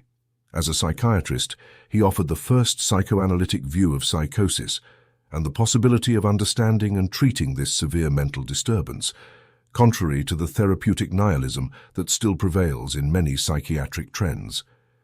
Jung demonstrated that mental illness is an attempt by some individuals to maintain contact with their nature, meaning, and truth. As a psychologist, he expanded the understanding of the individual psyche with his hypothesis of the collective unconscious, confronting social atomization. His vision shows each individual connected to the fate of humanity by multiple threads. Additionally, he developed a typology useful for understanding common human behaviors and tensions. As an anthropologist, Jung played a crucial role in studying humanity as a natural phenomenon, delineating the process that ranges from the preeminence of the collective in origins to the current dominance of the individual, focusing on the creation of symbols. He highlighted his role in individual and collective health. As a humanist, he delved into mythology and the religious, offering new perspectives that have illuminated cultural studies. His work is an enthusiastic journey through the diverse realms of human imagination to understand its dynamics and limits, its psychic economy and the creation of consciousness. For Jung, this creation of consciousness and meaning is the essence of humanity.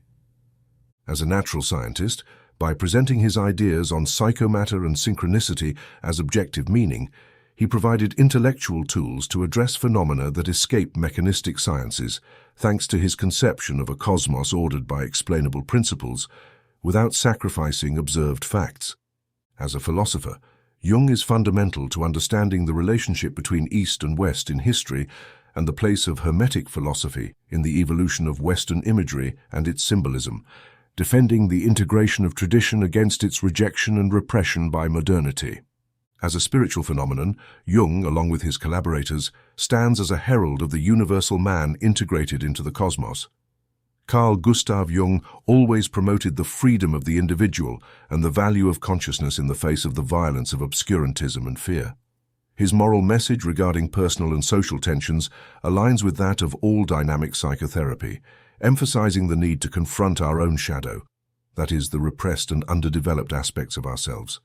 He urges resolving internally what we criticize externally to enhance individual responsibility in solving collective problems.